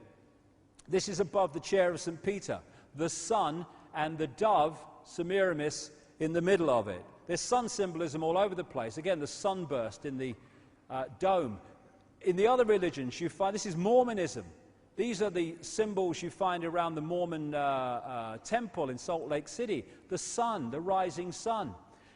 This is from Ur, in what is now Iraq was Babylon Sumer from about 2000 BC, and it is a symbol of the sun and moon goddess of that area of Mesopotamia. This today is the international symbol of Islam. You go into the other areas of the world, you find the same sun god, moon goddess. They're the same religion, and they get their followers to feed the energy into the same gods that have created those religions. Vampiring that energy, closing the mind, creating a prison, dividing and ruling. Which brings us to secret societies, and of course religions are against secret societies, except another coordinate. The secret society network and the religions worship the same gods as each other. Guess who they are? This is the Eye of Ra, or the Eye of Horus, it's also termed. It's a massive symbol of the Illuminati, these bloodlines that sit atop the secret society network. That's why you have the all-seeing eye on the dollar bill, put there in the 1930s. It's the eye of CBS, Columbia Broadcasting. Columbia comes from a name meaning dove, Columba. AOL, the eye and the pyramid, from these corporations controlled by these bloodlines using the symbolism that the religions are based on. There is the rising sun in a Freemasonic lodge. There's the rising sun in the Vatican in Rome above one of the old popes. This is a picture taken inside a major Freemasonic temple in Boston, which I've told over the years I walked into with a few people, and there was no one there, so we kept walking and ended up in this bloody temple. It was like the Mary Celeste. Took these pictures. There you go, the rising sun. And this is a building just down the road from the White House. It's the Supreme Headquarters, the 33rd degree of the Scottish Rite of Freemasonry, and there's the rising sun again.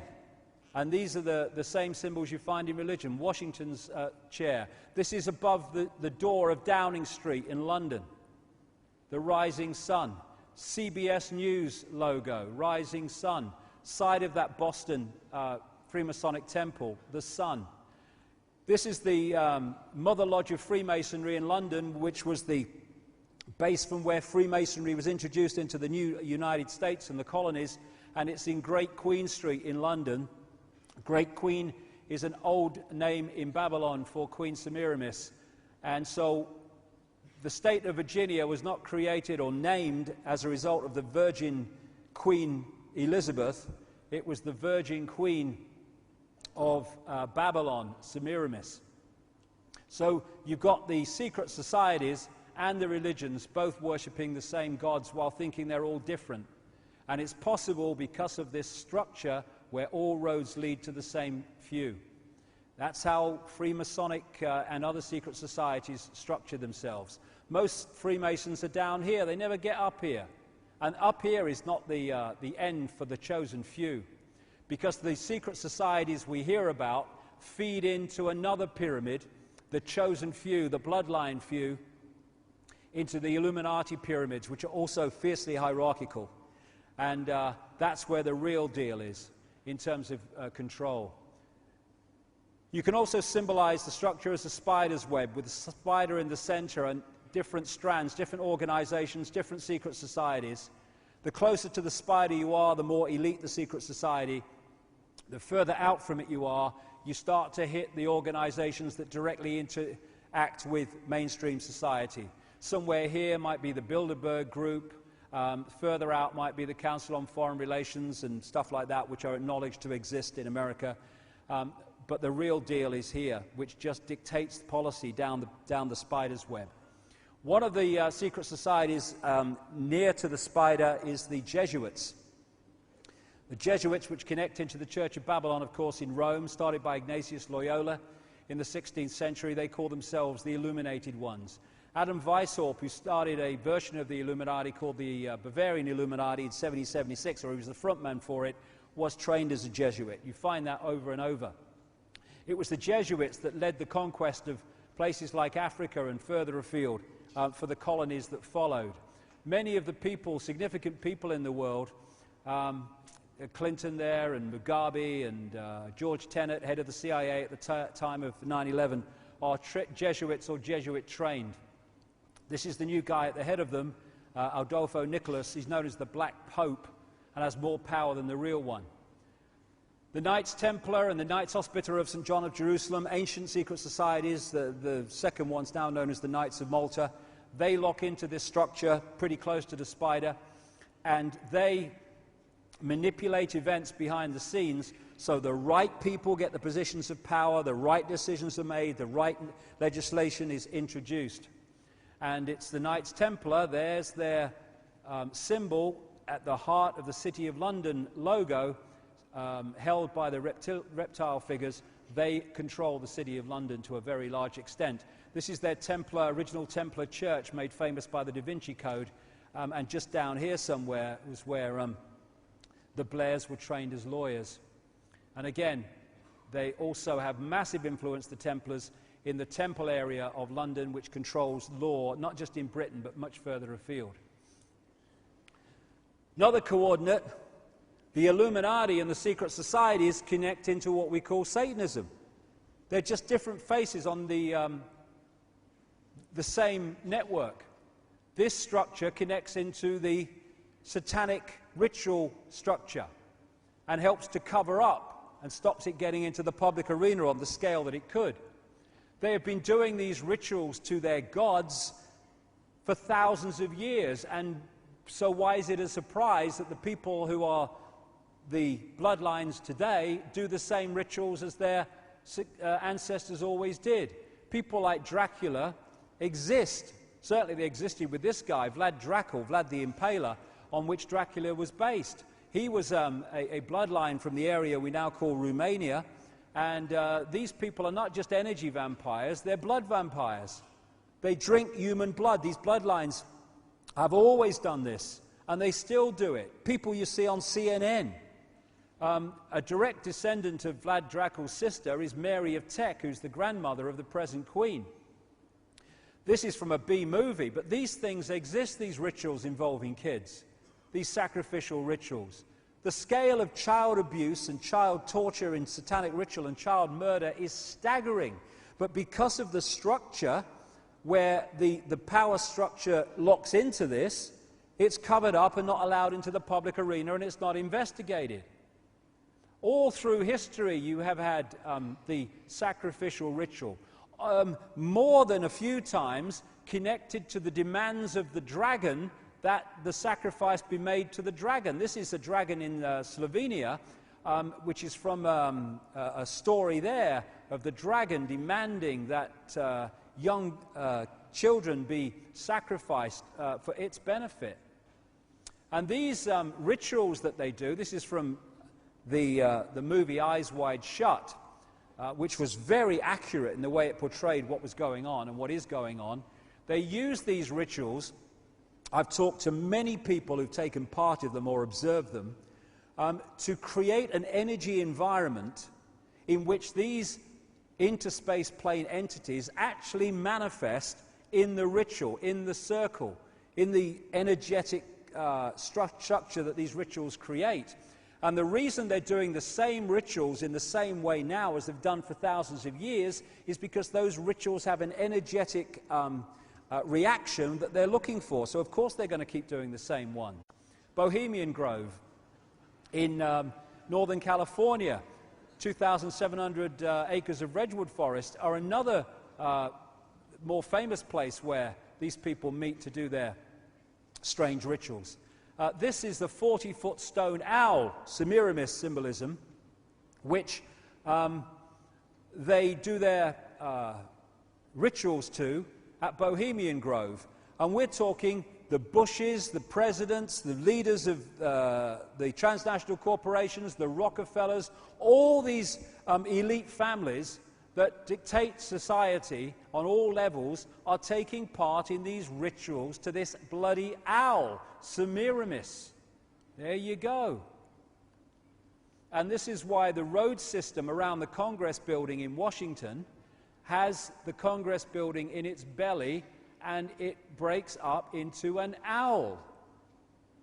Semiramis, or the bloodlines of Semiramis, controlling American politics. I mean, how much symbolism do you want? Now, I drew the lines here to make it look like an owl around the road system, but here's one that hasn't been touched. It's an owl standing on a pyramid in the road system of Washington. And these are the kind of people that end up at Bohemian Grove. Molech is another name they use for that owl. This is a Bohemian Grove picture in the 1950s. Glenn Seaborg, who gave the world plutonium. Cheers, Glenn. Nice one. And here is a B-movie actor. Here is a career politician, as became Tricky Dicky Nixon, and Ronald Reagan. 1950s, both very different people from very different backgrounds, both go on to be presidents of the United States because they're selected, not elected. And like I say, the sacrifice of humans and stuff has gone on for centuries, and it's still going on. That's the point. And you see it around you, amazing things. Like this is Sydney, Australia. This is a Sydney official memorial to the war dead in the First and Second World Wars. What's that? Someone being sacrificed over the sun. They know what it means. You get this symbol in Satanism for the devil, for the evil force. People say, "Oh no, it's the sign for love in sign language." No, that's with the thumb out. With the thumb not out, it's the sign of the horn god. And so you see it in Satanism, and so you see it all the time among these people too.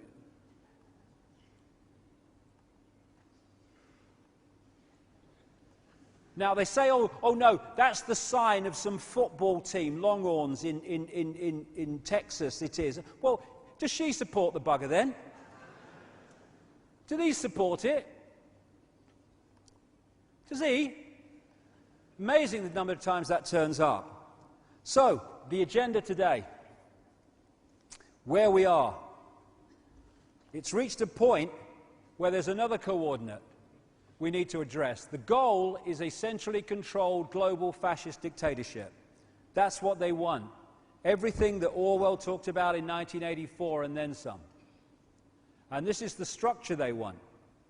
A world government that would make all the major decisions in the world.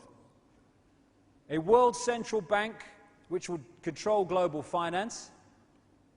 A world currency which would not be physical money. Eventually it will be all electronic, for which there are massive implications for freedom.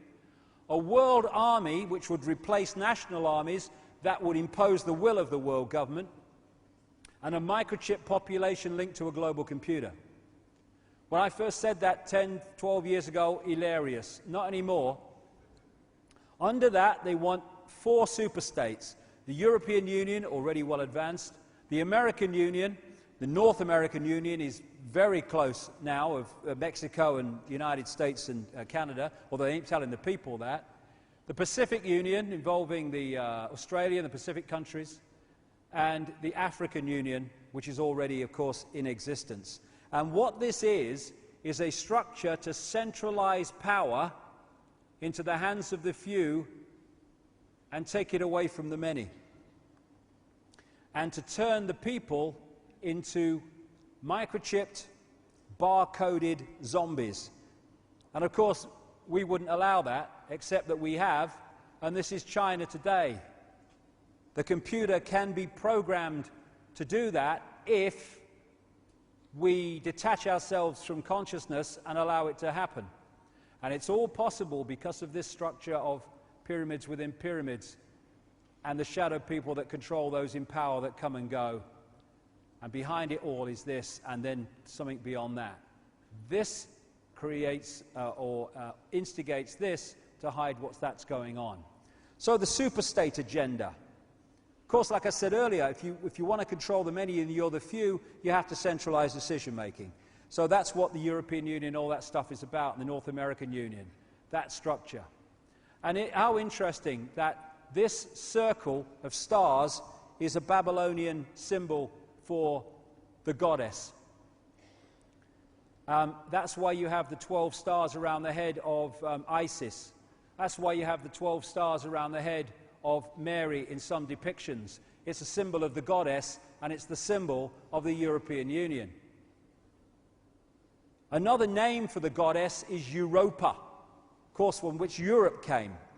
Nimrod was symbolized as a bull, and Europa, the goddess, in that way. 2005, the European Union had this commemorative coin produced of Europa and the bull, Semiramis and Nimrod. This guy, Otto van Habsburg, one of these bloodlines, big time, is behind the Pan-Europa movement. This is their symbol, which created the European Union as it's become and instigated it from the start. And the idea, these are maps that have come out of the European Union, is to break up countries, including this one, same with the United States and Canada, they want the same, and around the world, into different regions to de-unify in a unified response to the dictatorship at the center, the European Union. And that's why they're breaking up Britain into different regions in their maps, which are connected into other regions of other countries, and you're de-unifying the authorities and the orchestration of those countries.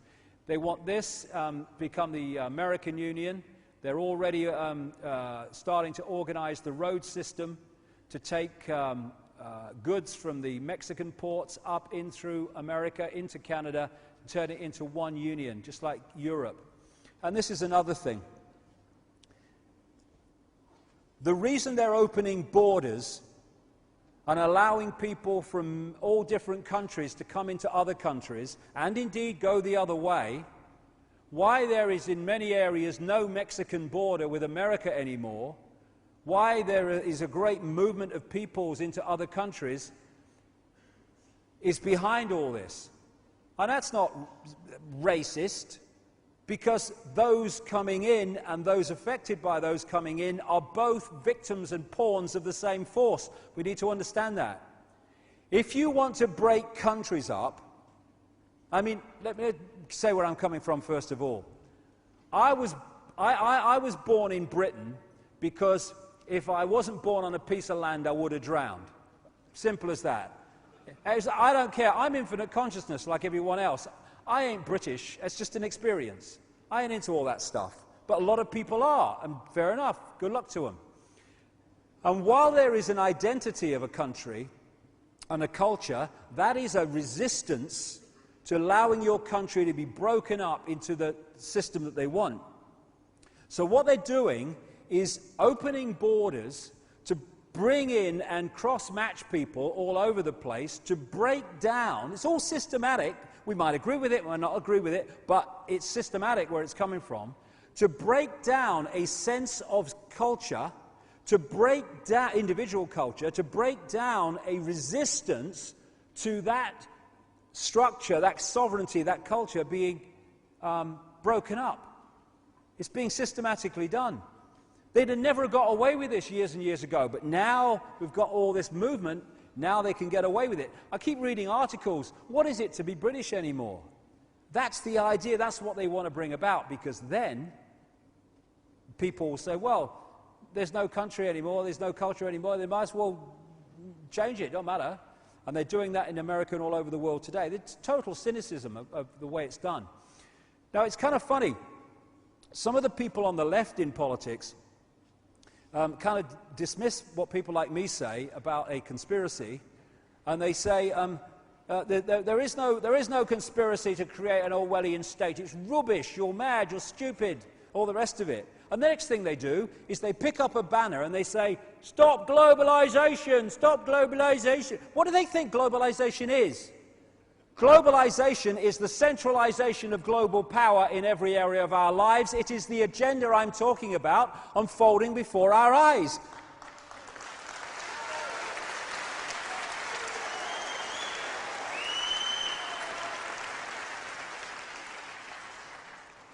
These different protests need to just come together and realize they're protesting against the same force and the same agenda.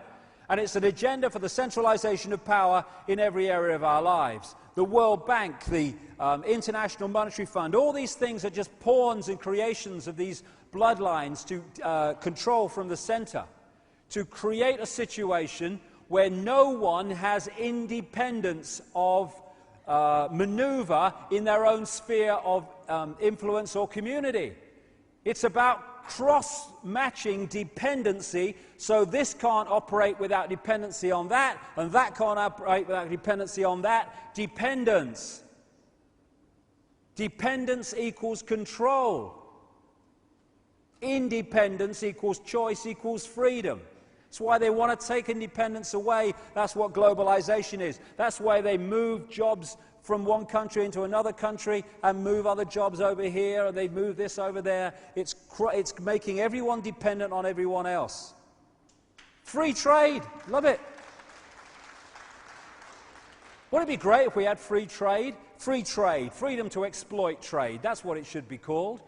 It allows transnational corporations to make things in sweatshops in one part of the world in horrendous conditions on horrendous wages, and then ship them across. No border taxes increasingly because it's globalization and it's free trade, and then they sell them to people with the money, and they make on both ends of the deal. That's what free trade is. We don't have capitalism. Anti-capitalist. I'm not anti-capitalist. We don't have capitalism.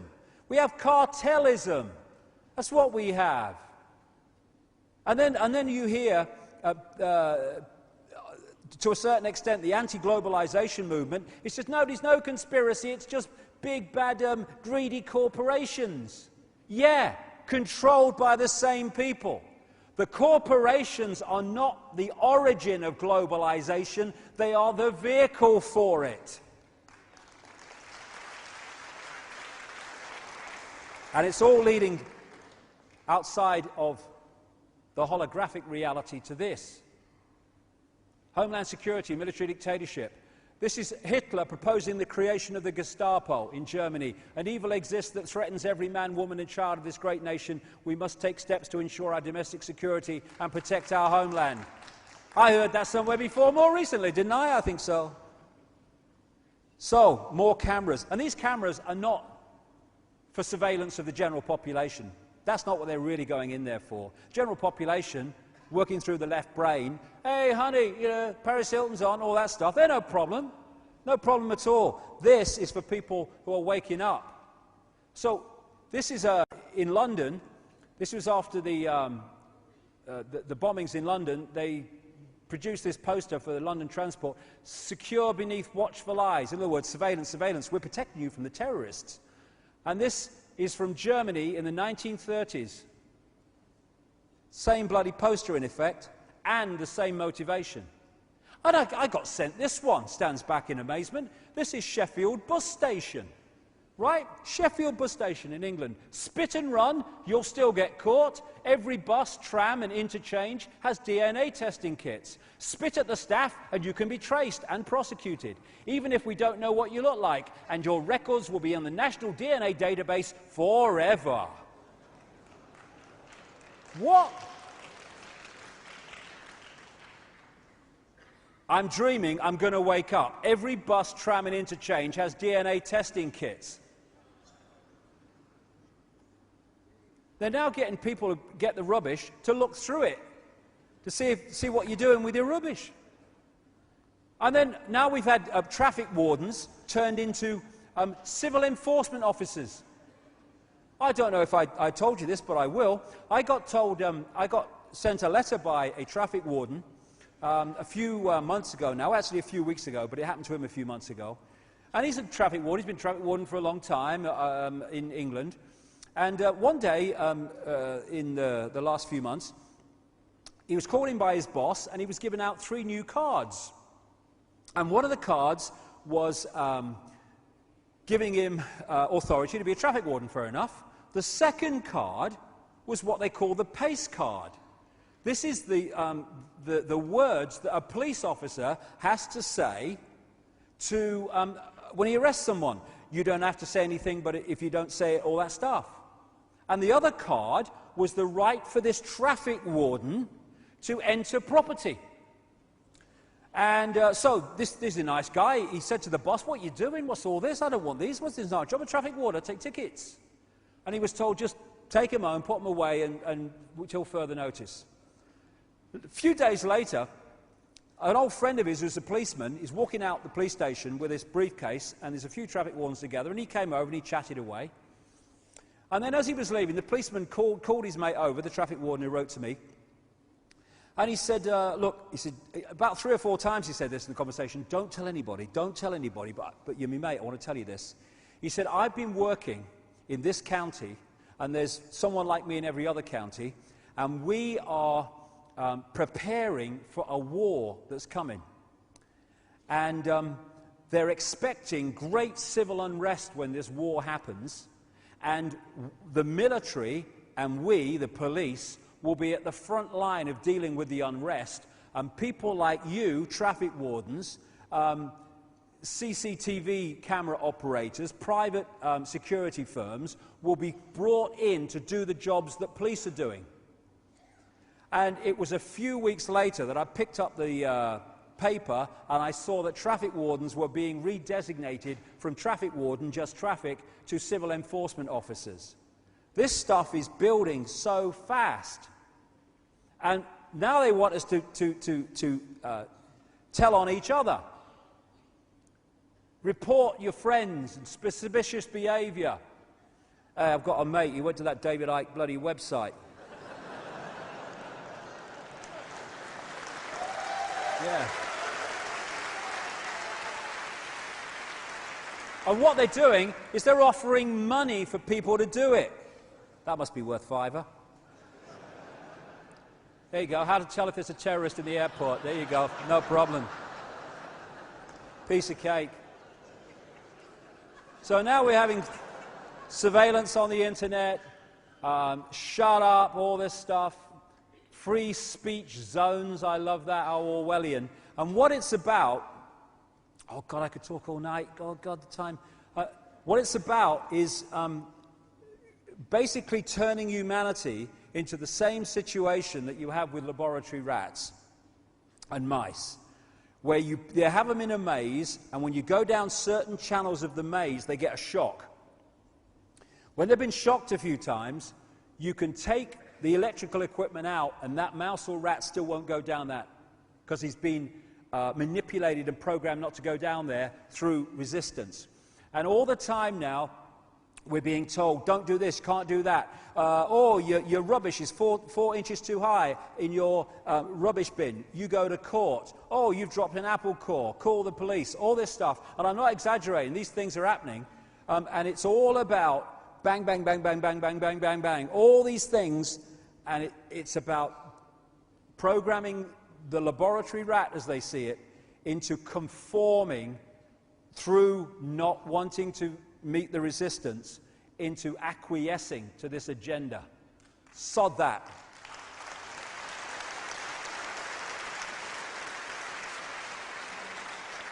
And the taser gun is classic. Of course, when they said, oh, the taser's only going to be given to trained fire officers, I thought, yeah, here you go, pull it, here you go. Then this one. And of course, what they're doing now is they're saying, well, they're going to give them to all police. Of course they are. They were always going to totalitarian tiptoe. And what these are to put the police in a different state. All these stories about people dying when they're hit by these things, people say, oh, that's bad for the taser. No, it's not. It's good for the taser. Because once you realize you can die if you're hit by this stuff, or it's a horrible experience, suddenly the policeman has great power over you. I remember one headline when these tasers came out, and someone saw them at work, and the headline was, I'll do whatever you say, officer, just don't use that thing on me. That's what this is all about. Some idiot in a uniform. He's got 2 brain cells to rub together, but he's got a bloody taser, so people do as he says.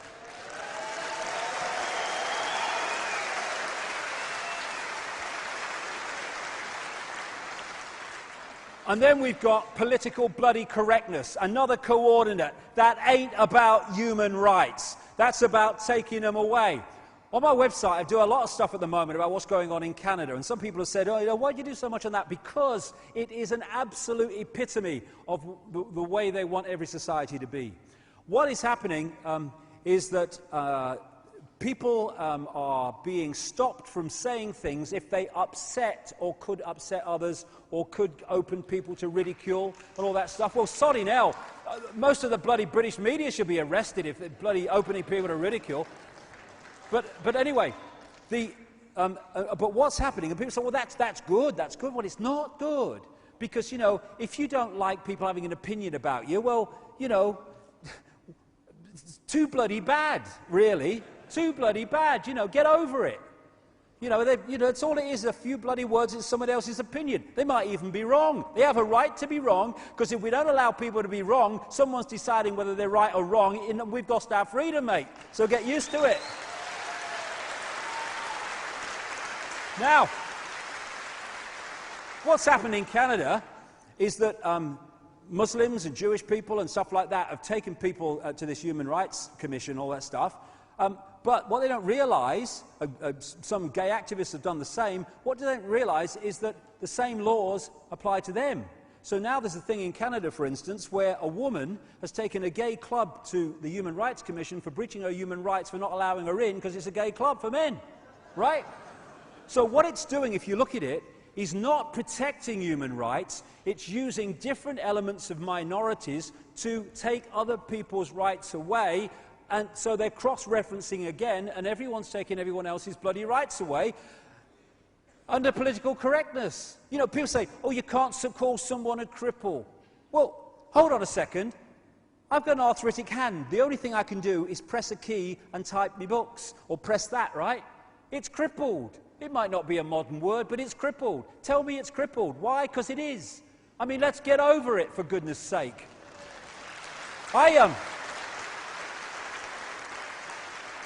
I'm going to take Manchester United to the Human Rights Commission for breaching my human rights in not allowing me to be in their first team. Because it is breaching the human rights by discrimination over someone with a hand they can't do anything with. But that's the ludicrous level it's getting to. And it's not to do with freedom and the rights of minorities. It's to do with destroying everyone's bloody freedom. I love this. This is what it's getting to. I love that. This is where we are now. I love that bit at the bottom. Also, the bridge is out ahead.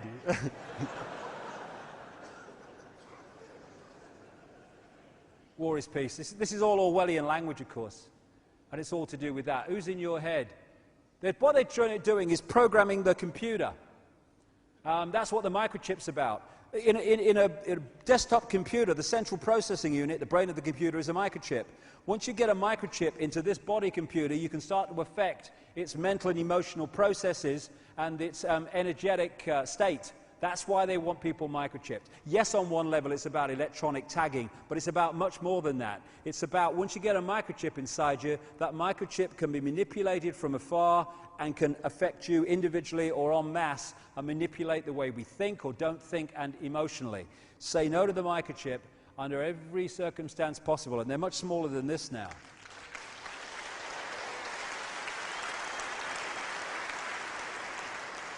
The media are constantly programming the computer, programming the kids increasingly. Just read this article about the effect on minds of computer games and stuff, and the way they stop the mind thinking. Exactly. Obey, here we go. And that all affects the reality that we create. The hypnotists on the news and the television, they're all working to the same thing. And then we get computer access, as I call it. I do hope you don't think I'm going on too much, because I want to get as much as I can in here. I mean, I could talk all Sunday night, but we do have a limit, unfortunately. Computer access, David D's photograph. All this shite that we're given to eat and drink, these chemical formulas, are reprogramming chemically, and therefore on every other level, as it moves across, the body computer. Destabilizing it. Stopping it functioning properly. That's what it's about. All this stuff that we get. Aspartame.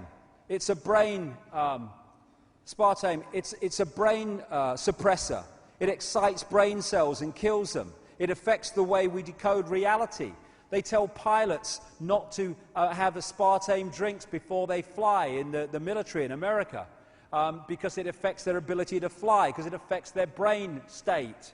And we're giving this in kids' drinks. Who brought it on the market? Donald Rumsfeld, head of Searle Pharmaceuticals, who sold out to Monsanto. That's how it got on through the processes of checking if it was safe or not, and they weren't followed, and it became a general public substance that is used all the time. Fluoride, same thing.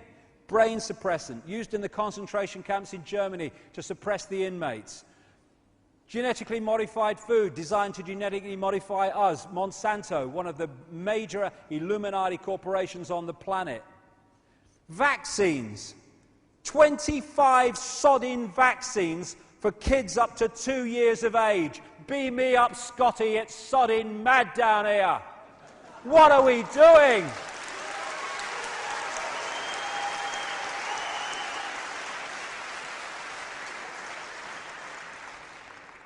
God, and I'm crazy. What it's doing is bombarding the immune system with poison. We're told it's brought an end to all these diseases. These diseases were in free fall before the vaccine was introduced. We have an antivirus system called the immune system. And when it's just in the process of forming, you are bombarding it with 25 versions of shite, poison, and then we wonder why it affects children's physical and mental state. But it's designed to do so. They don't want the next generation of children growing up with open, aware minds that can see through the bollocks. They don't want it. So get them early, shut them down. Craig Mutchell was telling me about how difficult it is, much more difficult he's found it is, to get people into that open, aware stage in the shamanistic stream if they've been vaccinated. And then we have this war on the alternative to that, which is the food supplements and stuff like that, which is being attacked by this organization, Codex Alimentarius, who want to harmonize regulations on food supplements and vitamins. Harmonize.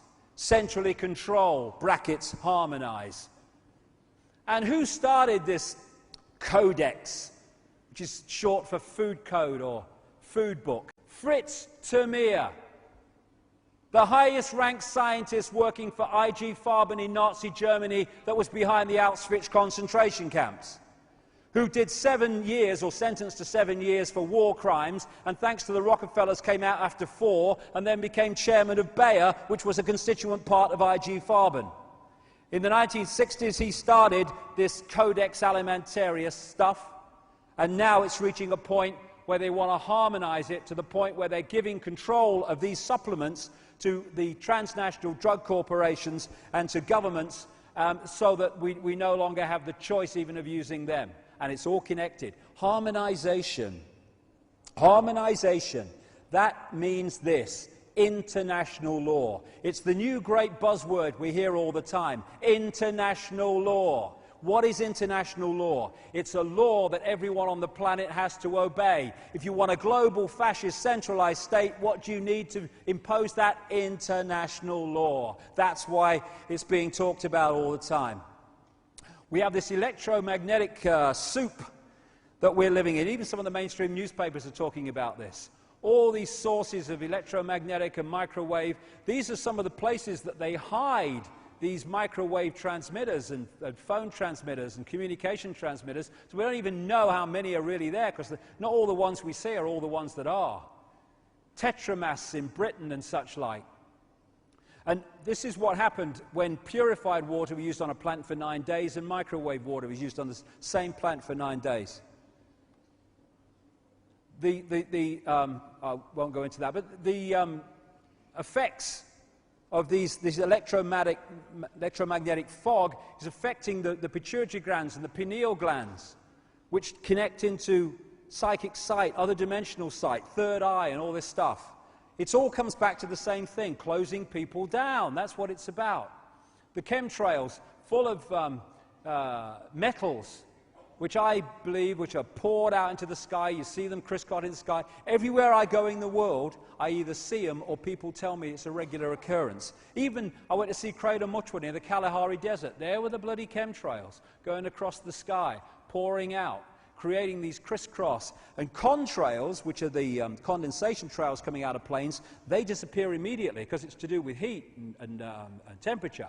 These, they hang about and then just get bigger and bigger over the sky, because they're not contrails, they're chemtrails as they're called, and they're full of crap, including metals. And I think, it's my view, I think they connect into this HARP operation in Alaska, and there's other expressions of this coming around the world as well. And what HARP is doing is bouncing radio waves off the ionosphere and back to the Earth, and they're basically creating all these things together, this micro reality world, energetic world, to try to disconnect us out there. And of course, if you want to affect all the fish, then the easiest way to do that is affect the sea. And then you've done it, and this is our sea, this energetic area that we're looking into, to create that. And that's how it's possible. Now, I'll go quickly on this, but I've got to get through this before we have a break. This has taken over from 9/11 as one of the great excuses for changing society and scamming us for money and taking away choice and all the rest of it. The carbon con. The greenhouse effect. Carbon dioxide accumulates in the atmosphere, heat can't get out, planet warms up. For anyone that has not got it yet, I found this. There you go. It's really easy. Right. Okay. Global warming. Well, this is the guy behind it. Al Gore.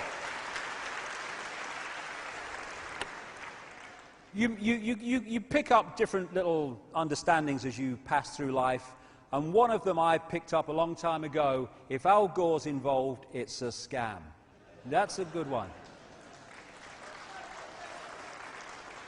There you go. He cares. He cares. You know, I mean, vice president in one of the most corrupt administrations, the Clinton administration in American history, and now he cares about the planet. Okay. Now, we have a lot of these agendas, like global warming, are supported now by these mass concerts. We have this Earth Day, and just being kind and caring for the planet. We have an Earth Day, Live Earth, Global Warming Survival Handbook from David de Rothschild. Thank you to the Rothschild family for that. Thank you very much. It must make their hearts sing that they're helping humanity so well. Now, computers. There's another kind of thing that people understand about computers. Shite in, shite out. Okay? So, that's summed up global warming for you. No. I'm not saying that the planet's not, the climate's not changing and all the rest of it, but it's always changed for a start. It just depends on what point of the cycle you pick it up. I read newspaper headlines. It's the hottest temperature since records began. Okay, when did records begin? 1862. What?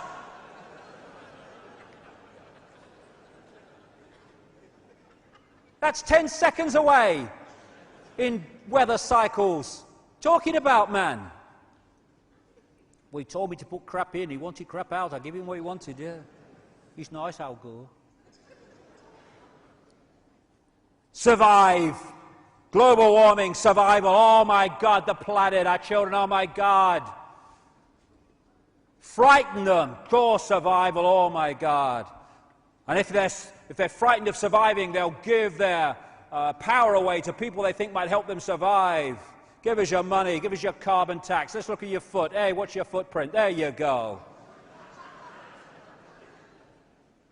Al Gore's got a company, you know, with a bloke called Blood. They call it Blood and Gore in the city. I think that's very appropriate. Selling carbon bloody things to people. Making bloody fortune out of this bloody carbon footprint crap. So look at this. Now, there is an influence on Earth temperature you might have come across, right? I see it most days. And it operates in cycles of what are called sunspots, when it's churning out vast explosions of energy, solar radiation across the solar system. Some of them are as big as Jupiter. Most are as big as the Earth and much bigger. They come to the Earth and they affect the temperature. Stool stands back in amazement. Do you mean the sun, when it sends out heat, heats up? Yes, oh my God. Give the man a donut. And they go in cycles. Here's the sunspot cycle for recent times. And the other planets are, or some of the other planets are also warming up. So obviously the carbon footprint on Saturn needs looking at. Now what else could cause warming? Oh yes. Bloody hell. Now, let's go a bit further back, 1862. And let's go back to the medieval warm period, as they call it, around 800 years ago, when it was warmer than it is today. Now, what caused that temperature in the medieval times? Was it turbocharged handcarts?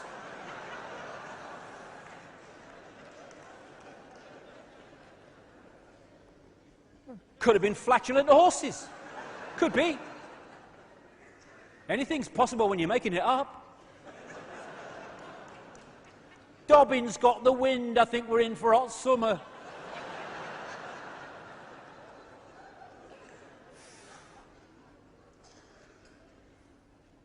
And then we went from the medieval warm period, which was a time of great abundance, incidentally. It's when it gets sodding cold we have a problem. And it went down into what they call the Little Ice Age. And this is when they're picking up some of these things here, right, to where the temperature is now and saying, oh, since records began. This is the Little Ice Age, was when the Thames froze over and they had ice fairs on it. Still see it in Christmas cards and stuff. From the Little Ice Age, sunspot activity has been generally climbing, and the red is Earth temperature. I think there could be some connection. This is from 1860. Here's the sunspot activity, here's the Earth temperature. Now, in 1940, when carbon production, and I'm not in favour of all that stuff, I'm not in favour of pollution, I'm just saying it's not causing the stuff that they're trying to claim it does for their own ends. 1940, when carbon production was much less than it is now, the temperature fell, so did sunspot activity, till 1975, to the point where the BBC were running documentaries on the dangers of the coming ice age. In the 1970s they were. And then it started climbing again. And they picked it up. It's global warming. I saw this guy, Peter Taylor, talking in a presentation recently that I was at. And this guy is no, friend of the oil companies and all that stuff. He's a former advisor on pollution and energy policy to the national governments, the European Union and the UN, as well as lead advocate for Greenpeace on occasions. And this is what he says, because he's an open-minded scientist, right brain open. Behind the scenes, there is major disagreement among scientists. There's not this consensus. The debate is over. No, you want it to be over, darling. Parallel to carbon dioxide rising, the solar field has increased by over 200% since 1900, and this is not factored into computer models. Shit in, shit out. Global temperature is not rising as predicted. In fact, it fell a whopping 0.6 degrees over the last 12 months, he said, as much as it has gained in the previous 50 years. Many of the apparently random fluctuations of past temperature, like when the Vikings grew crops in Greenland, correlate to variations in the solar electric field. Between 1983 and 2001, cloud cover, according to the International Satellite Cloud Climatology Project, fell by 4% more than enough to heat oceans and account for global warming. A spate of recent science shows that temperature oscillations are timed by solar cycles, that the jet stream is affected by the solar wind, and that past high and low points in the solar cycle correlate with past temperature swings. Got that, Al? And as he said, in recent years, the temperature has actually been falling. Now, we've got to explain this away, right? Global warming, Davai, frightened. Temperatures are falling. All right, okay. Well, this was the Daily Mail headline on May the 1st this year. Global warming could stop naturally for 10 years, say scientists. Oh, really? I thought it was going to go up incessantly. And why are they saying this? Because underneath they're saying, oh yeah, but imagine how hot it's going to get when it goes up again. Making it up as they go along because it's not true. There you go. Global warming. Climate is changing, climate's always changing, and what we should be doing is looking to get the benefits of climate changing and to mitigate the downside instead of getting diverted into all this crap. But we're supposed to get diverted into it because it's the agenda. It's the agenda in the virtual reality game. And so, as we end this section, everything is upside down. Doctors destroy health, lawyers destroy justice, universities destroy knowledge, governments destroy freedom, major media destroys information, religions destroy spirituality. Why? Because they are meant to do so. And it's not people around the table. They're still at the level of playing it out. It's not even reptilian bloodlines. They're still at the level of playing it out. It's not even the shadow people behind them playing it out. It's not even the other dimensional reptilians playing it out. What's the next stage? What's behind that? I don't know, but I'll bloody find out before I leave here. And how deep does the rabbit hole go? I've no idea, but I ain't there yet. But I'll be here in 35 minutes. Thank you very much. Thank you very much.